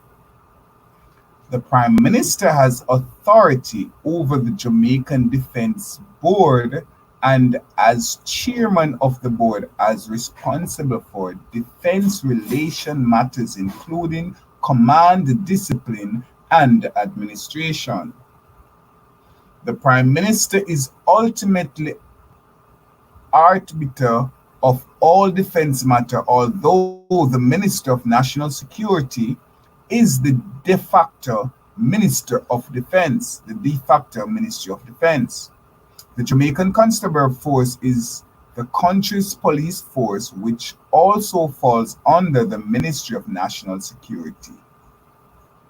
It is primarily responsible for international security and as unit to community policy, spiral response, intelligence gathering, and international affairs. When the Prime Minister and the parliamentarian declare a state of emergency, the Jamaican Defense Force as the arrest authority and partners with the constabulary forces, the Jamaican Constabulary Force. The Passport, Immigration and Citizenship Agent is responsible for migration. Civil authorities at times did not maintain effective control over the security forces. There were reports that members of the security forces committed abuse. Make me talk.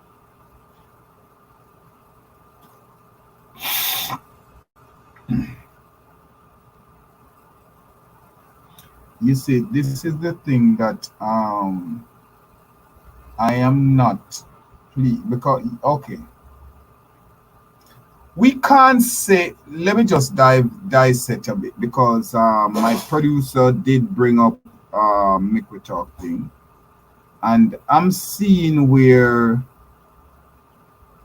Audrey Marks and the same Miss Alonzo Turland, State Minister of Foreign Affairs, is doing trade. And I know this is not on Make We Talk show itself, but he's streaming it from somewhere. Yeah, one of the viewers told me to. So my thing is, if we are all for one cause and we have diaspora member, we in the diaspora are for one cause, why is this wasn't sent to me to let me know that okay, this was going to be on, so therefore we could tune into this, deal with this, listen to what this cocksucker is saying, instead of we all over the place. And yet we say we all for what we need to organize ourselves wherever we're getting our reports and stuff. We share it out to the people who matter amongst the diaspora, so we don't like all over the place, organize.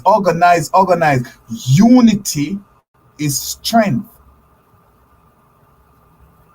And if we are standing out against corruption, then we on the other end who people looking out for to expose these cocksuckers, we have to set an example and show unity and strength, show what we are talking about. I'm not trying to belittle the program, but I'm speaking out because this is something that I would really want to participate in and look and see what is happening here. You get me? And of course, I'm seeing Clovis. Of course, a whole lot of Jamaica Labour Party people. Oh, Ratty is also on. And stuff like this I would really want to see. It's not the first that they have Ratty and didn't give him a chance to make any question, go out and stuff. But, I mean, we have to organize things much better so we can know what's going on. So we don't be all over the place. That's all I'm saying. Let me continue. Significant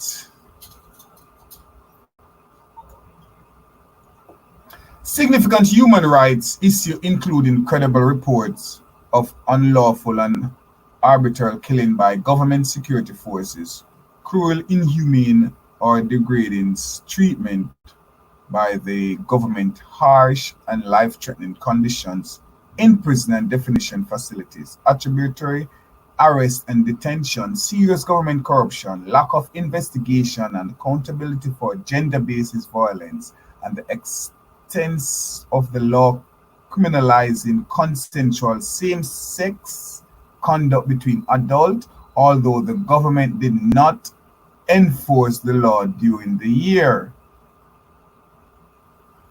No, y'all need to look on this website and find out what the human rights hold Jamaica accountable for. If you notice, it said this year the government did nothing in regards to same-sex. Let me reread. Lack of investigation and accountability for gender-based violence and the extent of law criminalizing consensual same-sex sexual conduct between adults. Although the government did not enforce the law during the year, the government took some steps to investigate and prosecute officials who commit human rights abuse. Nonetheless, there were credible reports that some officials alleged to have committed human rights abuse were not subjected to full and strict accountability. The government did not effectively implement the law on corruption. We all know that. There were numerous credible allegations of government corruption, including by officials who sometimes engaged in corrupt practice with impunity, according to media reports and government audits. So don't think the international audience is blind to what's going on here, because this is the report from the human rights. Section 1, respect for the integrity of a person. Arbitrary deprivation of life and other unlawful or politically motivated killing. How much of that we know going on in Jamaica? There were numerous reports during the year that government security forces committed arbitrary and unlawful killing, and there were hundreds of complaints of abuse and wrongfully harmed. Most complaints and reports cited in Jamaica Conservative Force (JCF), both in its role as an independent agency and as a part of joint military police activities. There were also several reports incidents involving the Jamaican Defense Force (JDF). The total number of fatalities involving security forces justifiable or otherwise increased over prior years, with 131 reports as of December 13. The government filed extortion and murder charges against several Jamaican Conservative Force officers, allowing a killing in July in Kingston, July. The Independent Commission of Investigation, INDECOM, investigated police for several fatal shootings, including shootings and killing on unarmed boy aged 16 in August. In November, a JDF soldier fatally shot a Kingston man during a clash under a state of emergency. Comments in September by Deputy Prime Minister and Minister of National Security Horace Chang suggest that security forces should not hesitate to use lethal force, that taxpayers funded service, including ambulance service, should not be expended to suspected violence criminal. Now, speaking of ambulance services, someone sent me today a Jaja. I know it's Jaja, but these are a group of people who voluntarily get ambulance from Dubai into Jamaica in the rural area of Westmoreland, and they're trying to get it island-wide. But of course, these are private citizens who want a better Jamaica, who are volunteering because the ambulance in Jamaica is not enough. However, the government of Jamaica would charge these people for bringing in equipment like these to assist voluntarily our citizens to go to the hospitals. In recent times, one ambulance was sent down from a private resident to volunteer in Jamaica. What happened? The amount of money that was charged to clear it, it ended up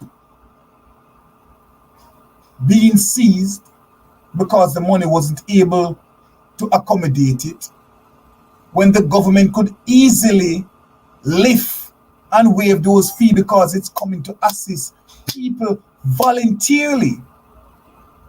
What happened to that ambulance? Somebody from another private department bought that ambulance and it's now using to make money, when it was sent to assist the citizens of Jamaica.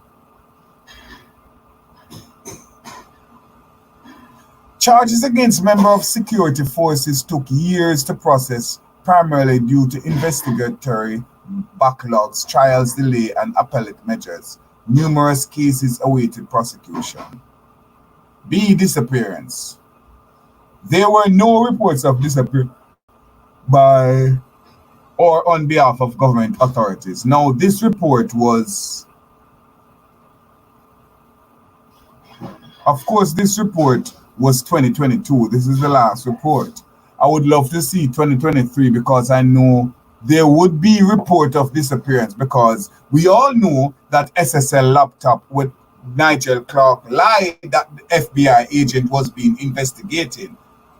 A part of that investigation. We know that was a lie because there's no way FBI investigating SSL investment firm in Jamaica and 5 laptops get stolen out of it. Who are you talking to? Who are you telling that? C. Torture and other cruel, inhumane, or degrading treatment or punishment and other related abuse. The Constitution prohibits torture and punishment determined to be inhumane or degrading, although there is no definition of torture in the law. That's another thing that need to fix.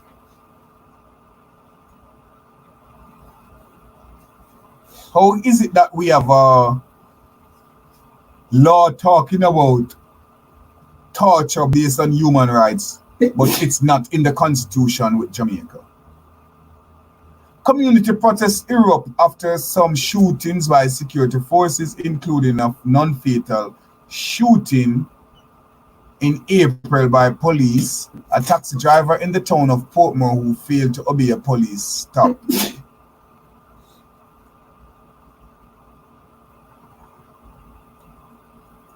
There were allegations of cruel, inhumane, and degrading treatment or punishment of individuals in the police custody and in correctional facility. Indicom investigate reports and alleged abuse committed by police and prisons officials, including the alleged served beaten in August of 2 inmates by Horizon Adult Remand Center, in what media reported may have been retaliation for the killing of a correctional officer employed at the facility. I'm going to skip over some of these things because I want to bring to your attention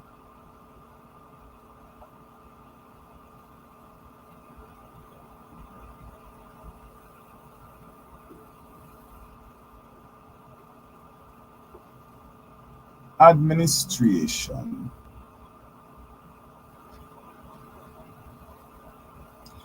Independent authorities investigated allegations of abuse and inhumane condition. Investigations were infrequent and the number of official complaints likely underrepresented the scope of the problems, according to the Human Rights NGO. Now, you guys have been asking about, what's his name? Moore? Correct me if I'm wrong. The man from the correction facility who DPP Fish Bailey is telling us that he went and hung himself in the bushes after he got raised. Now, this man was a whistleblower to the human rights in regards to what's going on, the corruption in Jamaica. Independent monitoring. Justice of Peace and representative from the Police Civilian Oversight Authority, PCOA, regularly visit correctional center and detention facilities, lockup and remand center. Justice of Peace reported their finding to Ministry of Justice, while the PCOA submitted reports to the Ministry of National Security. Both entities made a recommendation to improve overall conditions. Citizen groups and NGOs stand the ministry really act on these recommendations.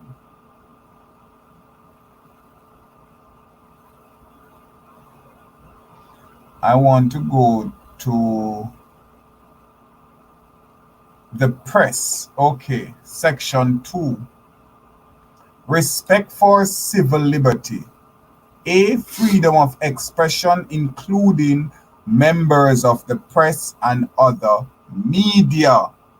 Now, I've asked you guys to stick a pin. That's where I'd ask you to stick a pin. Yes?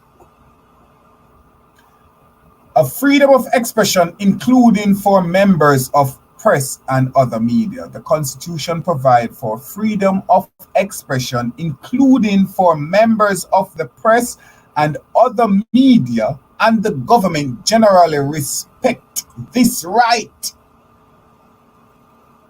An independent media generally effectively judicial protection and a functioning democratic political system combined to promote freedom of expression, including for members of the media. Are you seeing the issues that we have here with the media? The important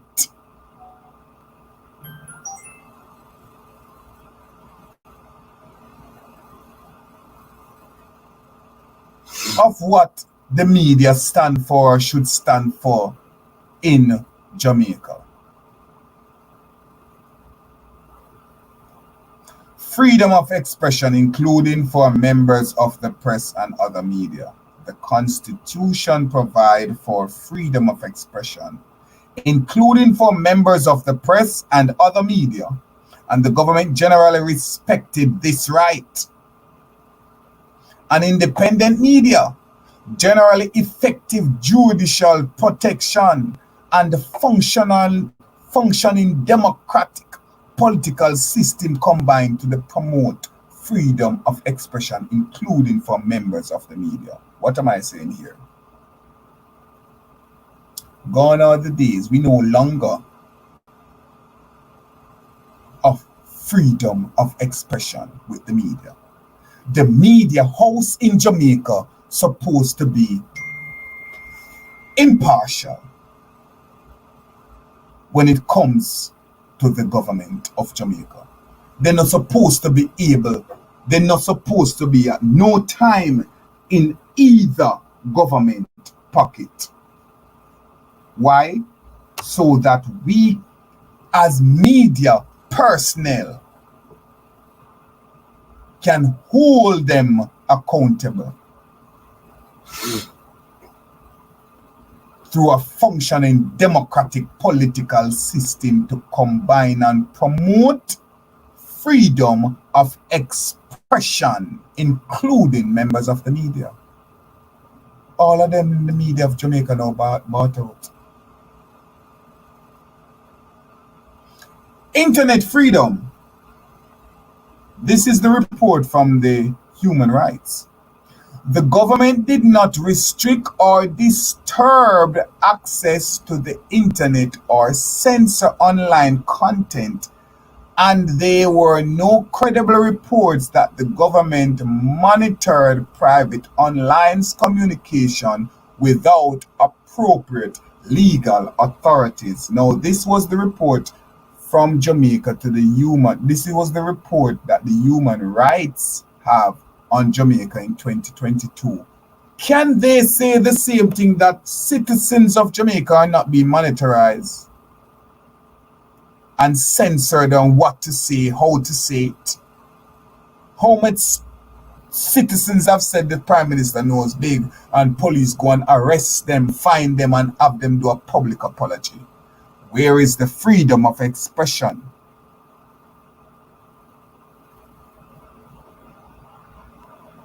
Restriction on academic freedom and cultural events. The Broadcasting Commission barred certain lyrics and music video, including songs referring to violence, sex, gender-based violence, violence towards children and other vulnerable persons, or questions of race. Such lyrics were expunged prior to broadcast. The Broadcasting Commission Institute additionally prohibits in October against music and television program deemed to be glorifying criminal activities such as financial scamming and guns. That's a lie. That was 2022. 2023, I can't wait to see the report from the human rights on Jamaica, because we know, you know, and I know that Andrew Holness, all the song they will promote now are talk about chopping.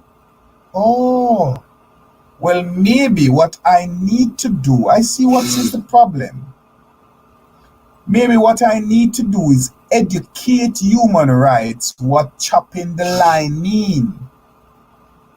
And bounce checking and me check after on my subject, whatever it name, whatever the villainity say. Maybe I should start edify the human rights group on what chopping the line mean, because here they are saying in 2022 the Broadcasting Commission barred certain lyrics and music videos, including song referring to violent sex. That's a lie. Violent sex. Dung inna me neck back. Them then a bar.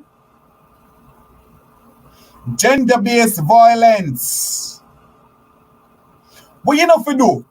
Pum. What you know for do? Fuck back. What you know for do? But being a man a do it and him sing against it. So how is this report factual? Bounty Killer said, I can't believe my eyes, but when him used to go at Tivoli, them used to dig out him, the big man used to dig. Oh my God, Dr. Gardner gone. Oh yes, I'm not afraid. The big man used to violate him. Upstairs. Hence the reason why I'm this so cross, angry, miserable. The energy god.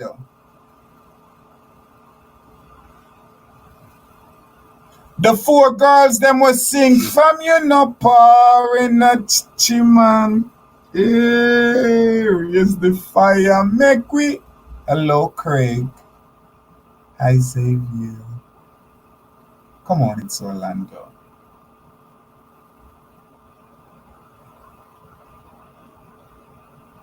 So these are all lies and violations to what the human rights law said. I guess I need to bring them up to a par. Because they're saying such lyrics were expunged prior to broadcast. The Broadcasting Commission Institute additionally prohibits in October against music and television programs deemed to glorify criminal activities such as financial scamming and guns. That's a lie, because bro God glorify chopping the line. Drift. So it seems that somebody need to educate the human rights and what's going on in Jamaica, because we use our dialect to get away with stuff. Freedom of peaceful assembly and association. The Constitution provides for freedom and peaceful assembly and association. And the government generally respect these rights. These are rights that the government should respect. This is what they are sending to the human rights. Say they have been doing. Freedom of religion. How much church? What a wicked liar people, man. How much church them lock down so them can't talk, pastor can't say what them for say 3 people don't go to church. Freedom of movement and the right to leave the country. Freedom of movement.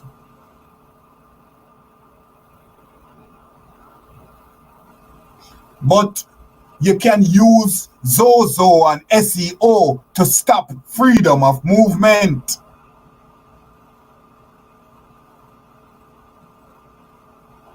Freedom to participate in political process. The law provides citizens the ability to choose their government in a free and fair periodical election held by secret ballots and based on universal and equal suffrage.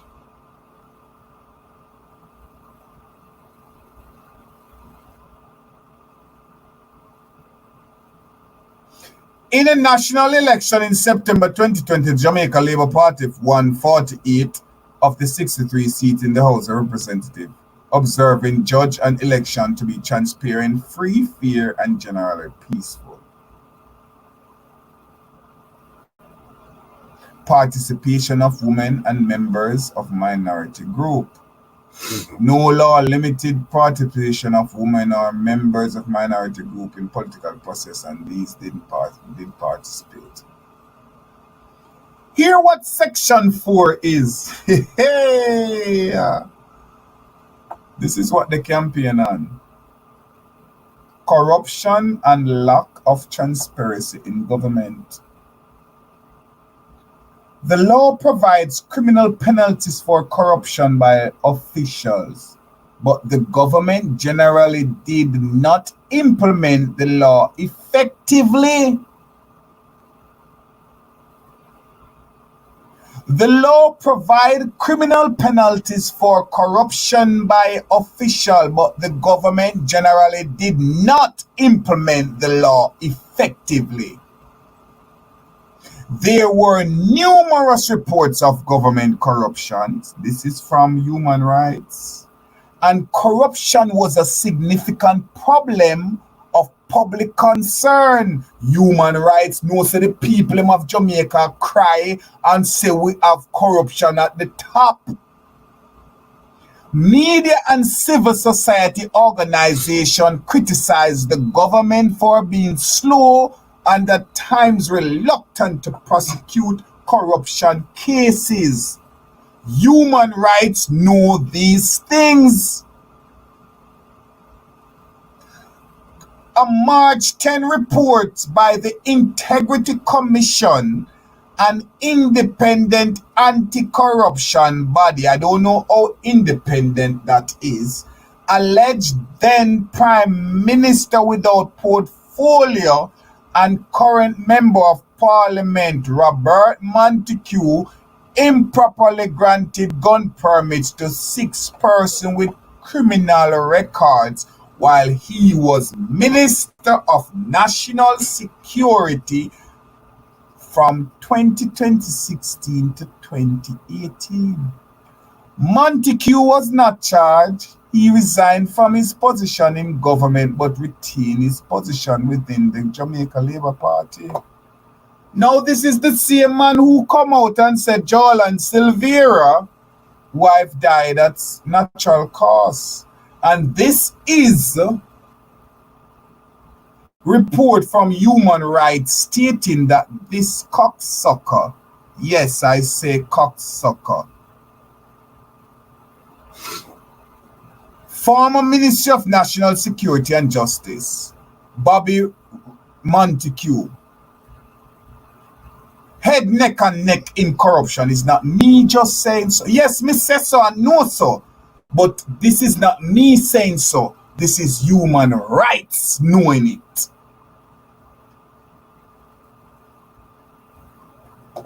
Hold on. What you say, sir?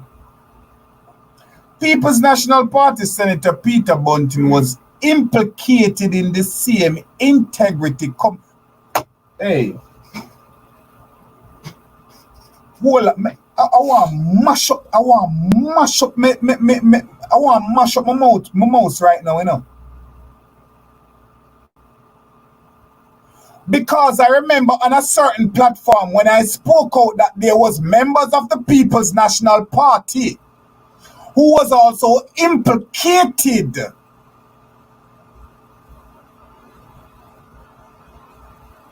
They tell me, say, oh no, that's a lie, Dr. Gordon. No, Dr. Gordon. If that was the case, then Human Rights see just so.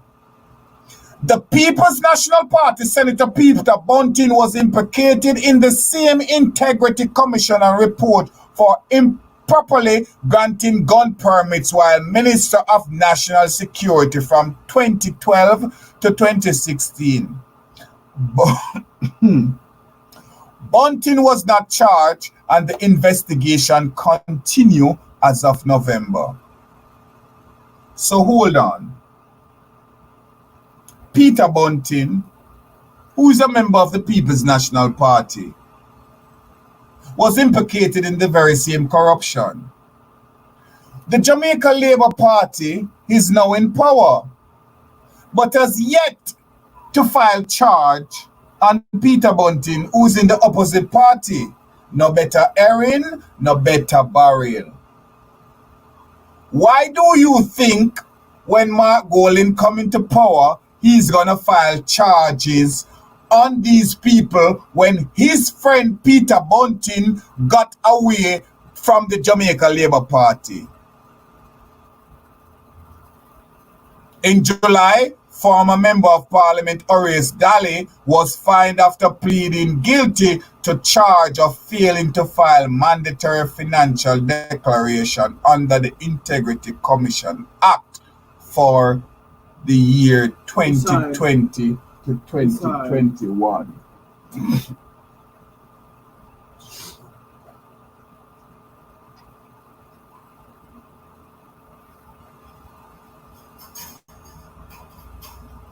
Section 5.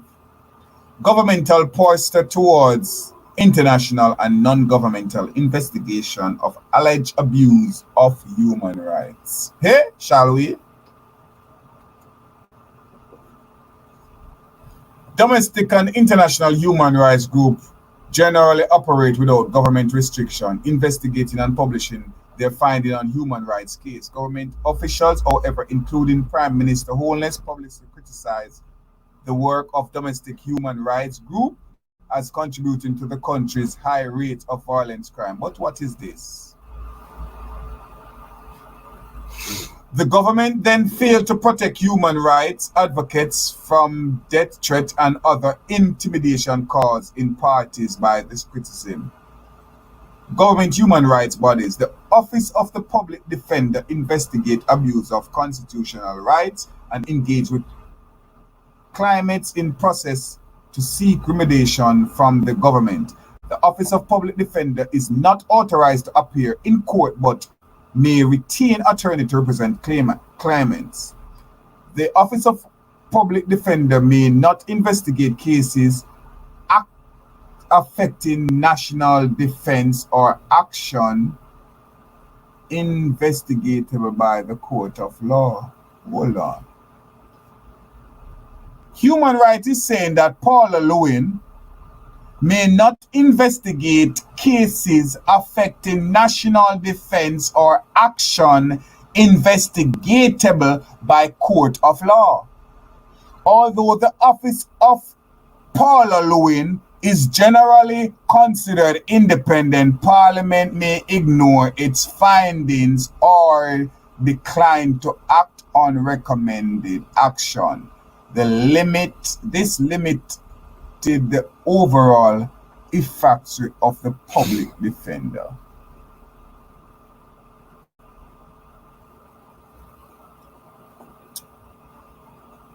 Section 6 speaks about discrimination and societal abuse. Rape and domestic violence. The rape of a woman is legally defined only as forced penile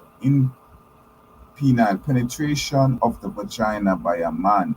It is illegal and carries a penalty up to 15 years to life imprisonment. Forced anal penetration of a woman or man is not legally defined as rape and may be, hold on.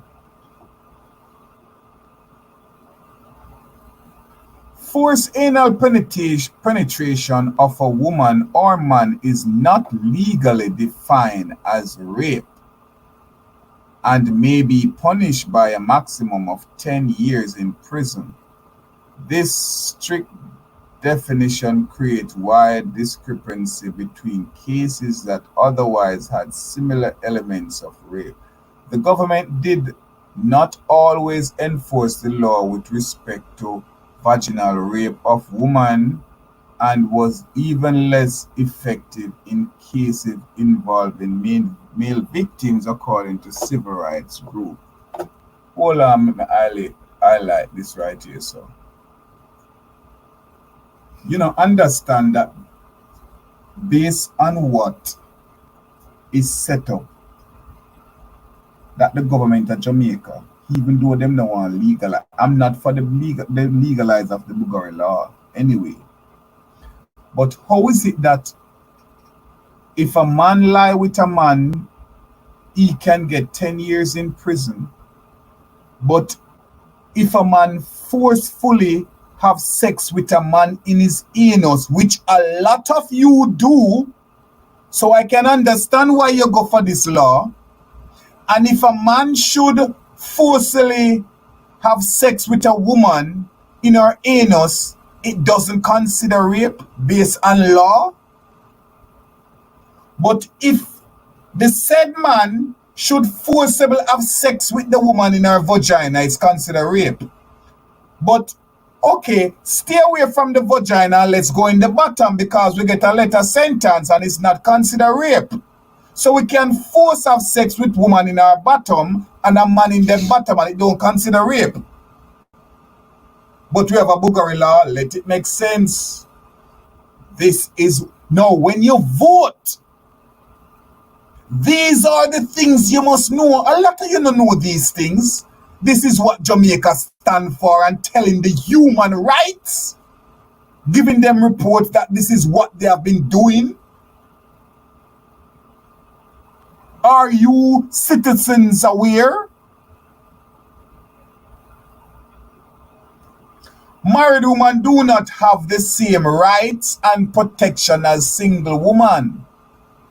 By law, marriage always implies sexual consent between husband and wife.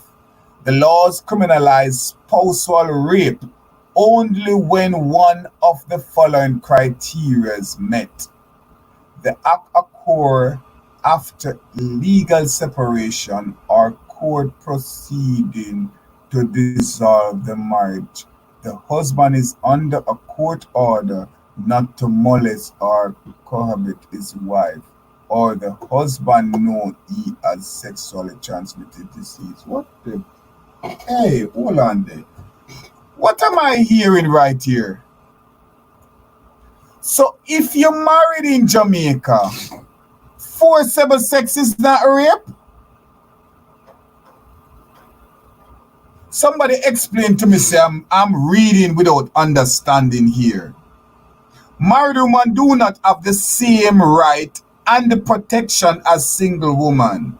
By law, marriage always implies sexual consent between husband and wife. Always.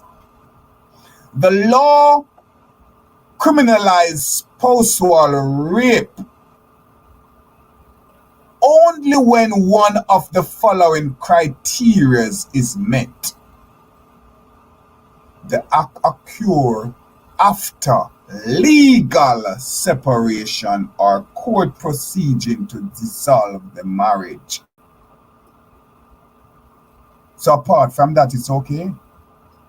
The husband is under a court order not to molest or cohabit with his wife, or which considers stay away order or order protection, or the husband know he has a sexual transmitted disease.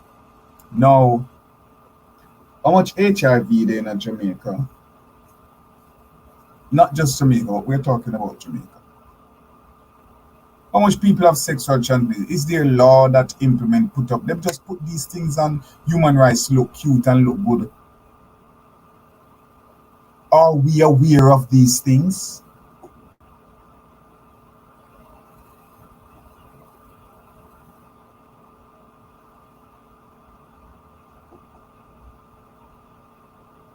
Sexual harassment. The government began implementing the 2021 Sexual Harassment Act, which creates a legal definition of sexual harassment in private workplace and public institution. The law provides legal resources for victims, including sexual harassment tribunal that can receive compliments up to 6 years after the act of sexual harassment and is empowered to impose fines. According to the Caribbean Policy Research Institute, a regional think tank, 1 in 4 women reported being sexually harassed during a lifetime. It's funny them talk about that number 4 because Dr. Philip Paulwell, who a lot of you talk, comrades say can't mash ants. He's an claimed to be a uphold member of society, and he has been sexually harassing citizens. Because guess what? The fact that he's a member of parliament and hold high seat in Jamaica, every person can be considered a victim who he have sex with because it's under duress. Them can't say no to him. He run things. He's a government official, not just a government official, a executive government official, and government officials in Jamaicans are known to be corrupt by Jamaican resident and the international standard, including human rights. So the fact that Dr. Philip Paulwell, who a lot of you all said can't mash hands, are 4 women implicated in a one problem with life changes matter. These consider sexual harassment under duress. It's impossible for any young woman or any young man to speak to say no to Dr. Philip Paulwell, even though you all say he's likable and as you see me like him. Yes, cause fish upon him and batty and pussy upon him. And him go both ways. Check me. I said it. Me not ask no question. Me not ask nobody. It wasn't a question. It was a statement. Factual. Check me.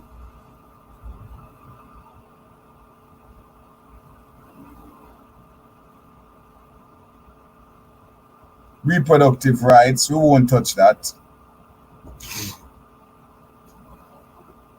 Discrimination, let me leave that alone.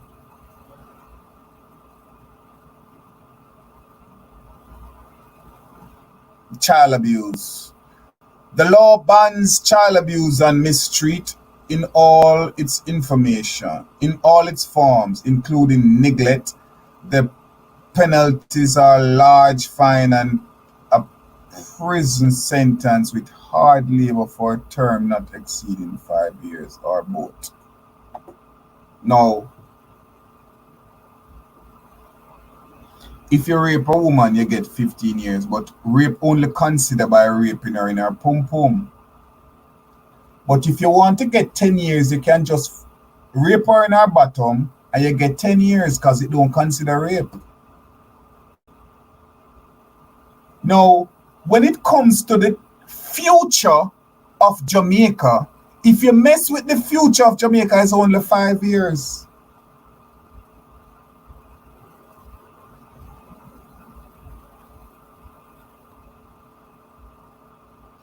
The law bans corporal punishment in all government-run children homes and place for safety. Hold on, then this is the real.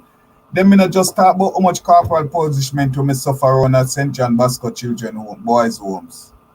Wait, cause this could never be real. The laws ban corporal punishment, and I know I've come over to the comments then, but hold on there. This is, as I said, this is an informative night.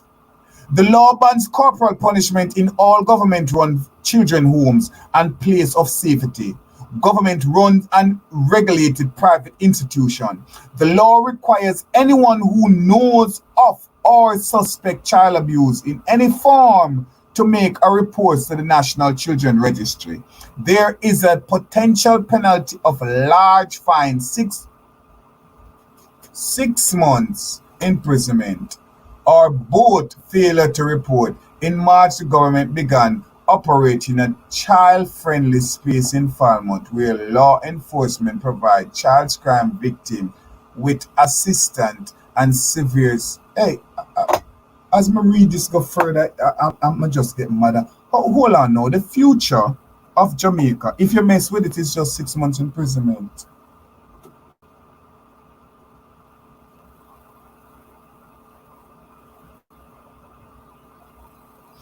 How many kids has been kidnapped, murdered, body parts, and take out for organs? With the government officials knowing about this. We had a whistleblower who came forward. Not one but two of our daughter, and a lot of you cocksuckers come and talk when the lady crying out for pain. Like, which mother would come and tell lie and not one but two of our daughter? Like, and y'all question the authenticity of the speech coming from the lady. As if, oh, never in the history of Jamaica you have seen photograph and video with children body parts all over the place. Organs can't be found. Huh? But you question the authenticity. Oh, why are you talking about it and media house not talking about it?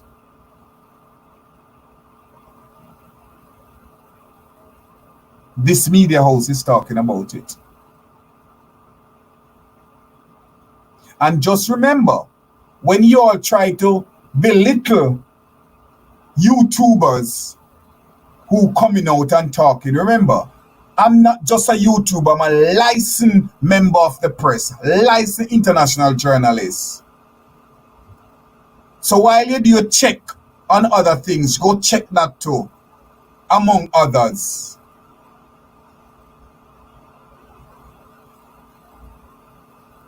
Sexual exploitation of children. So much of that is going on in Jamaica. Institutionalized children. So much of that is going on in St. John Bosco Boys Home, Alpha Boys Home, all those other boys home that I've known, already children homes. Trafficking a person. I know that there's a lot of trafficking going on both by the Jamaica Labour Party and the People's National Party, because if you give somebody visa to come over in America for running from a crime, that's trafficking. You never get it legally. And I have a recording that I'm about to play. But before we do so,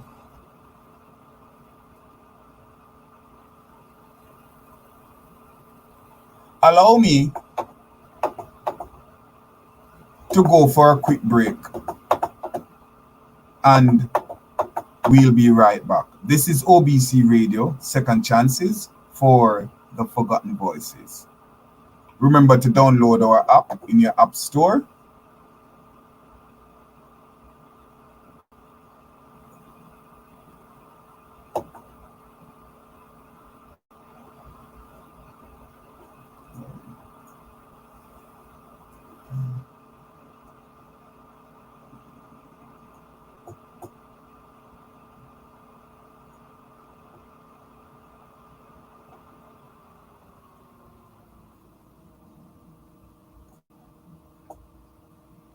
OBC Radio, OBC Radio.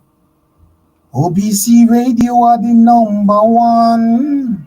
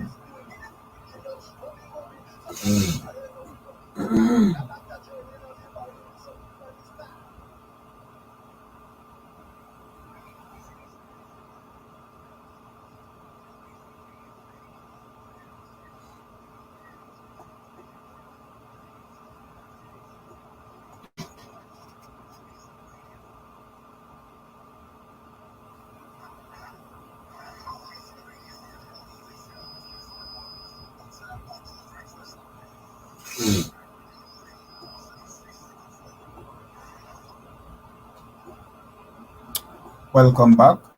This is OBC Radio, and you're tuning in to the Lady Whistleblower Show. We have here a recording. Before we do so, let me just go back to the comments and see what we have missed, if anything.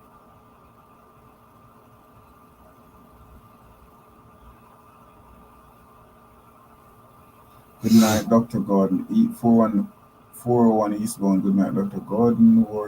Them need to worry about numbers. They need to. Them worrying about numbers. What them need to worry about is how the world views us. Charmin live with Dr. My regular. Okay. I'm always here. Jackie Graham, Dr. Gordon, take a look on. Okay, that's it. Good night, y'all. Keisha Thomas. Sue McDuffie, what's up? Hey, Dr. Gordon, just joining at the gym. Karen, like and share, please. Okay. Joy will make USA move. Joy say make USA move. Bumbleclot. I get what you're saying, but who gonna really hold them in check? They have to. Not that they really mean good for us, but somebody have to really hold them in check. Ian Johnson, Dr. God, just checking in. Good night. Best up yourself. Peace, Smith. Best up. Good night. Let me see. Talk through this up. Thanks, BC Smith. The same to you. Shaman Lawson, best up. Karen.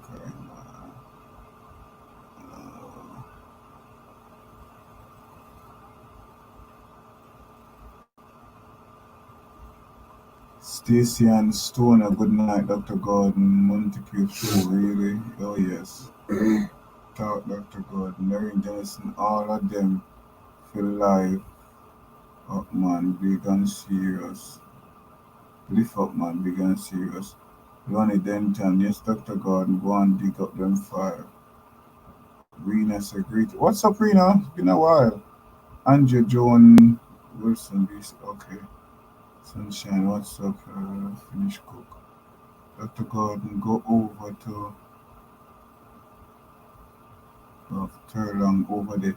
That's the thing. Terry Long not over there. He's streaming Terry Long on from some other platform. Now, I want to know how is it that he always managed to get the labor right? Well, maybe through Ratty's on it, but I know them not gonna give Ratty a chance to ask a question, but I'm definitely gonna go over there to check to see what's up. And let me play this.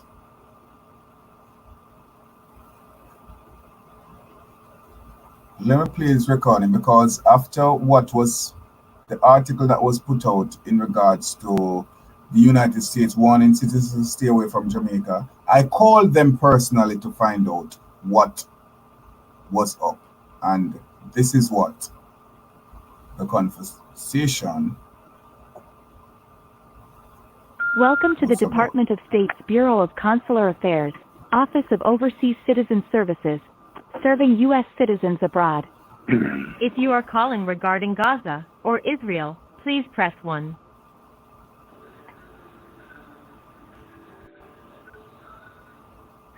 Have you seen our website?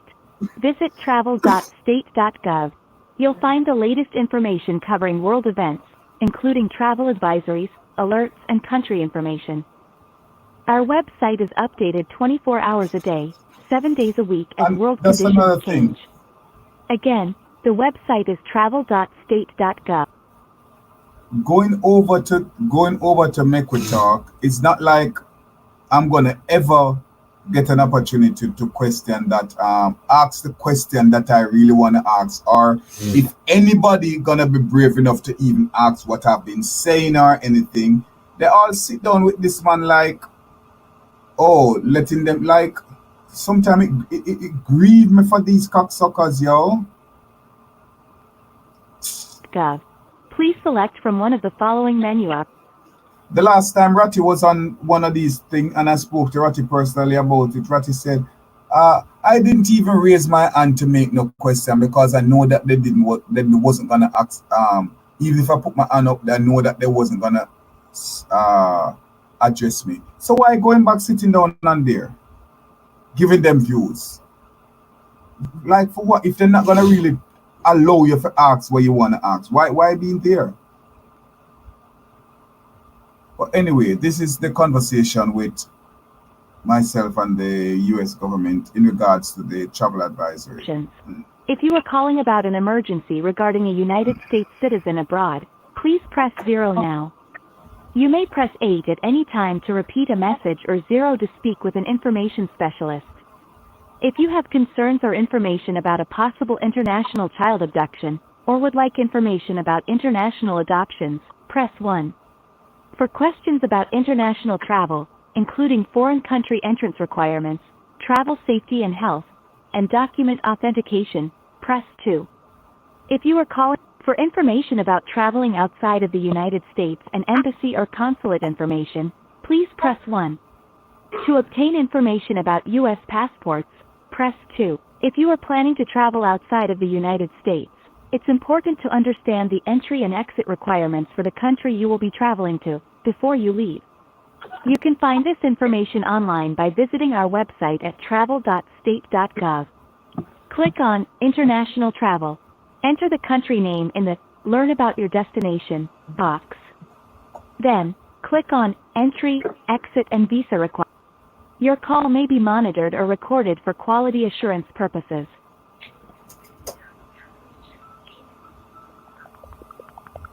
We are expecting a high call volume today and anticipate longer than average wait times. Thank you for contacting the Department of State Overseas Citizen Services. My name's Dustin. How can I help you today? Hi, good day, Destin. My name is Dr. Jermaine Gordon from OBC Radio. I am a member of the diaspora from the Jamaican diaspora here, and also of concern, and I've written a letter to FARA and USA ID in regards to the major corruption amongst the politicians in Jamaica. I have to launch an international investigation. I have noticed there is a travel advisory on your website advising citizens to stay away from Jamaica. Could you update me on that and as to why? Okay, so there's a travel advisory on the travel.state.gov webpage for Jamaica. I'm Yes. pulling up our international travel and learn about destination. And Jamaica, go. Okay, so reconsider travel to Jamaica due to crime. The U.S. governments are prohibited to travel into many areas on account of the risk. Violent crimes such as home invasion, armed robbery, sexual assaults, and homicide are common and frequently at all inclusive resorts. And where these informations are coming from, sir? From the Center of Disease Control. From the Center of Disease Control. So you get the information from the Center of Disease Control and you put it out to go on the public. Yes, sir, that's correct. Okay. And as to an international investigation to be launched in Jamaica, because we have seen where the government, and as I said, I have spoken open. I'm one of the journalists who's spoken openly against corruption. I've known factual information with members of government who are involved in corruption. And now, is this corruption within the U.S. Embassy there, sir? Not the U.S. Embassy, so to speak, but Jamaica government. But Jamaican government on a whole. Oh, okay. So for that part, I wouldn't be able to advise, sir. Here with our department, we're just an emergency line for U.S. citizens currently overseas.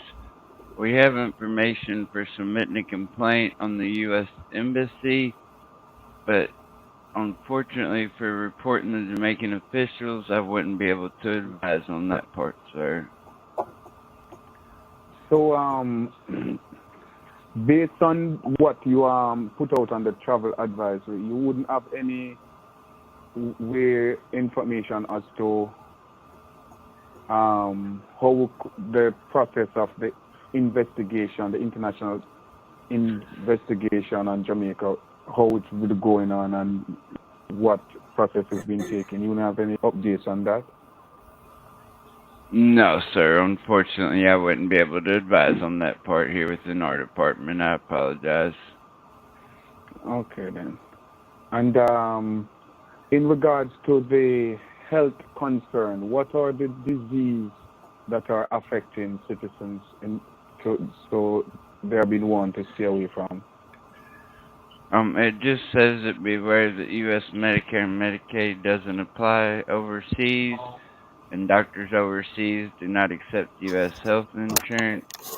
The U.S. citizens' medical emergencies there can end up costing tens of thousands of dollars and range anywhere from $30,000 to $50,000.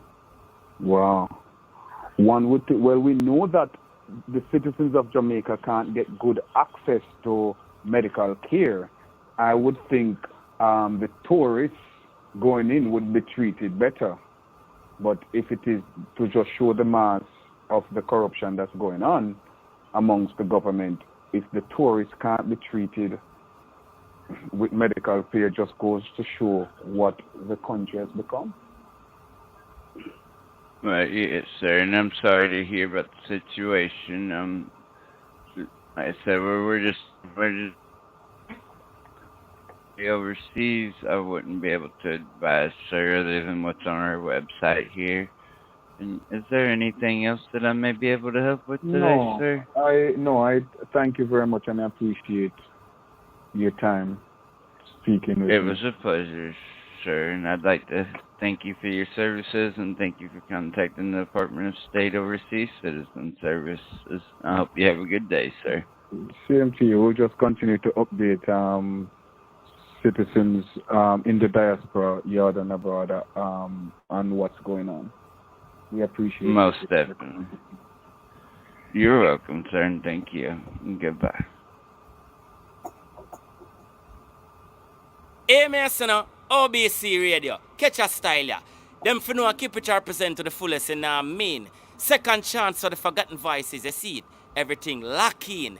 Me say go and blaze them. Anything goes. OBC, keep her endorse. And we have it back.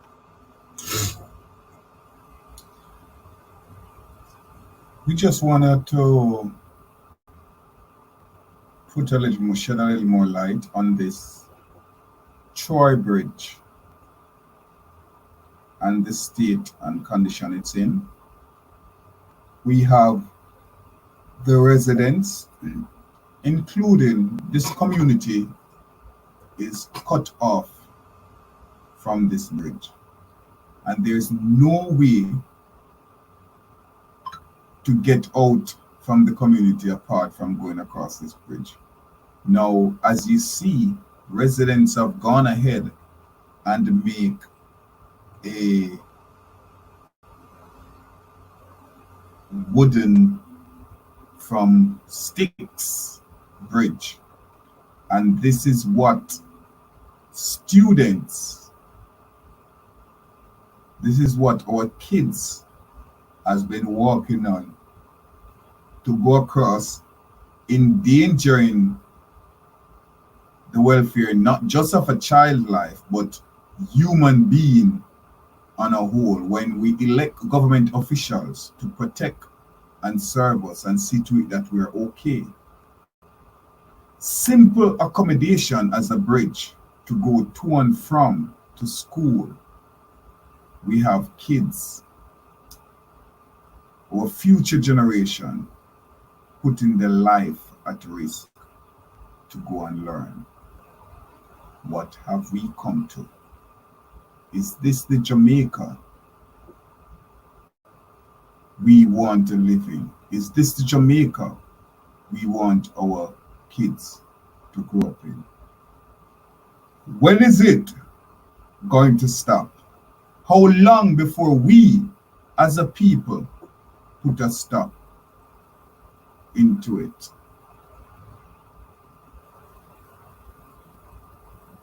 This is OBC Radio, Second Chances for the Forgotten Voices.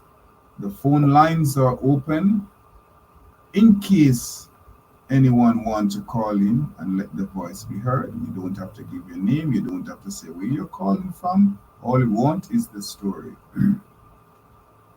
OBC Radio, Second Chances for the Forgotten Voices. The number to call are 1-800-944-2166. Again, 1-800-944-2166. Can you show a bigger picture of the bridge? That's simple wickedness. Let me see if I can get this.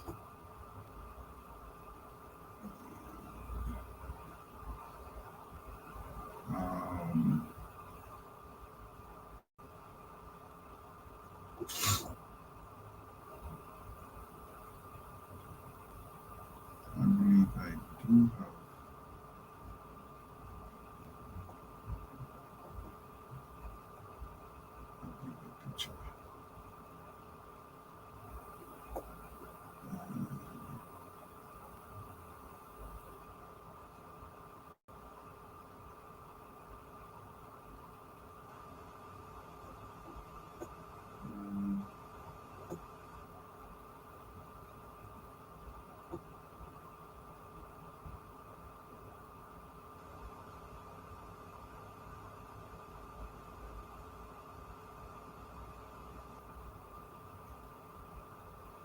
There you go.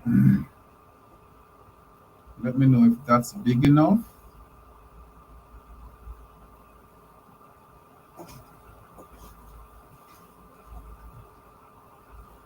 That's what people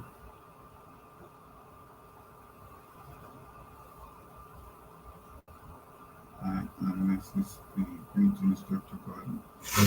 J.M. Master Songwriter. Good evening, J.M. Master Songwriter. I am Miss B. Hey, Abena. I am Miss B.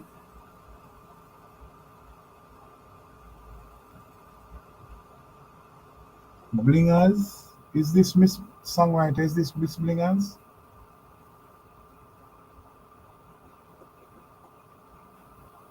But I'm hoping you're seeing the photograph much.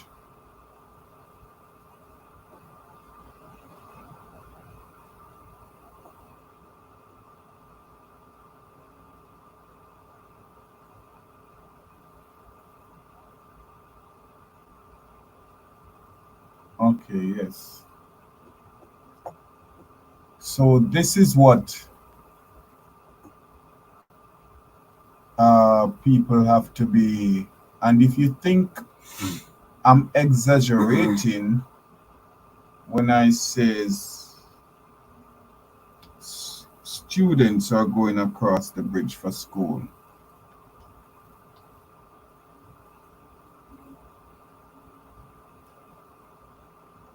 I'm really not exaggerating. This is what, and this has three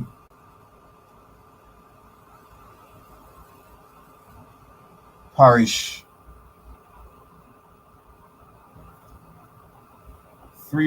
that connect this bridge,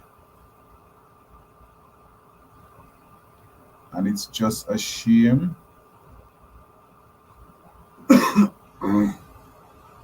I'm going to show a photograph of our future.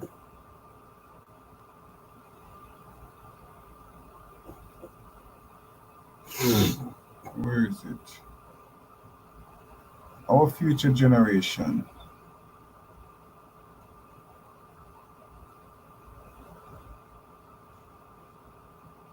Now, in order for kids to get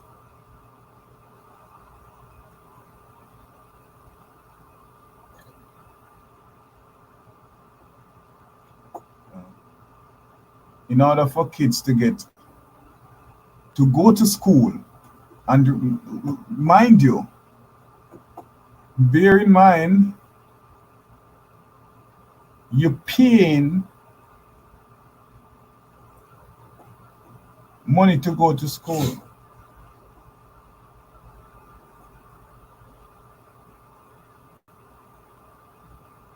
And as you pay,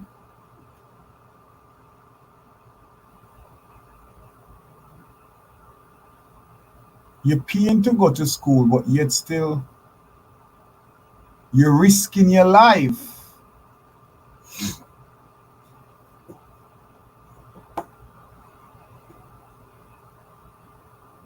to get into school. I mean, how much parents, mother and father, sit down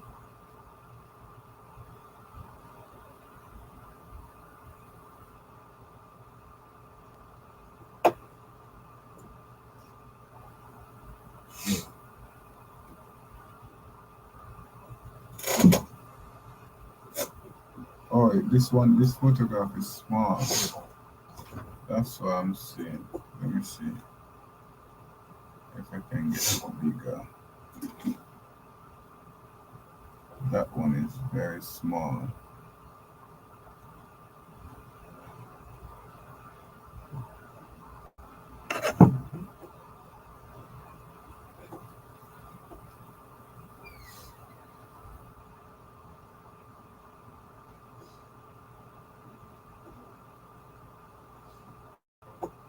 No. This is where our kids are going across the bridge.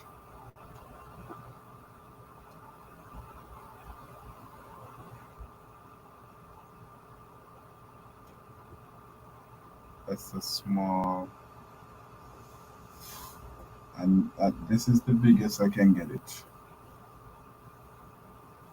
Those are students going across the bridge. Now imagine as a parent sending your child to school.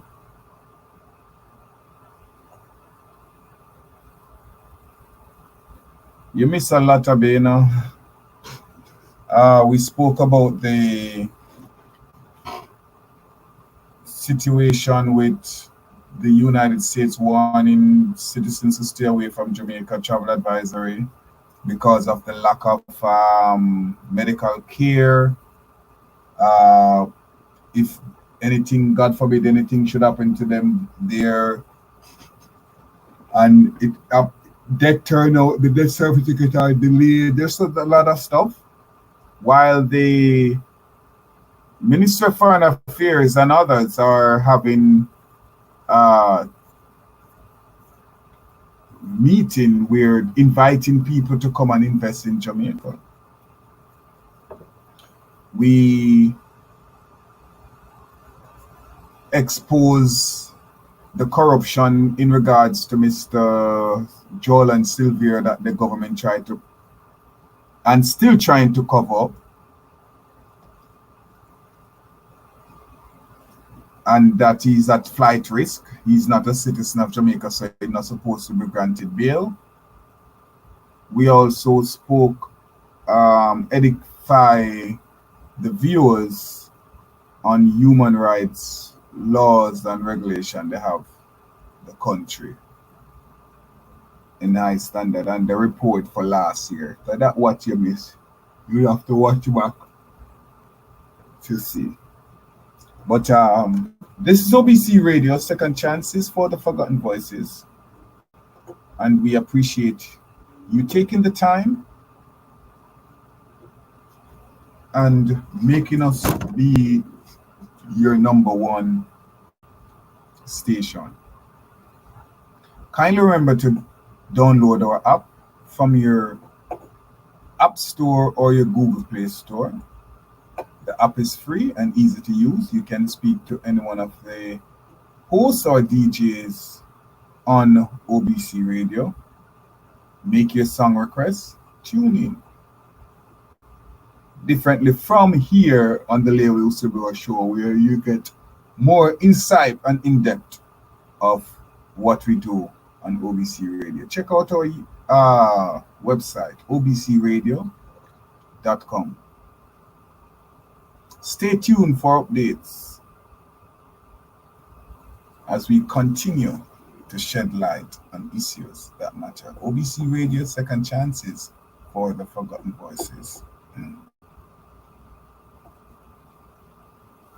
God Ariad said, Dr. Gordon, you and the few that trying to make a change can't do it alone. The people need to practice their freedom of speech. That's so true. But I'll continue to do what I can do. Love you guys. Bless up yourself. Thanks for being here.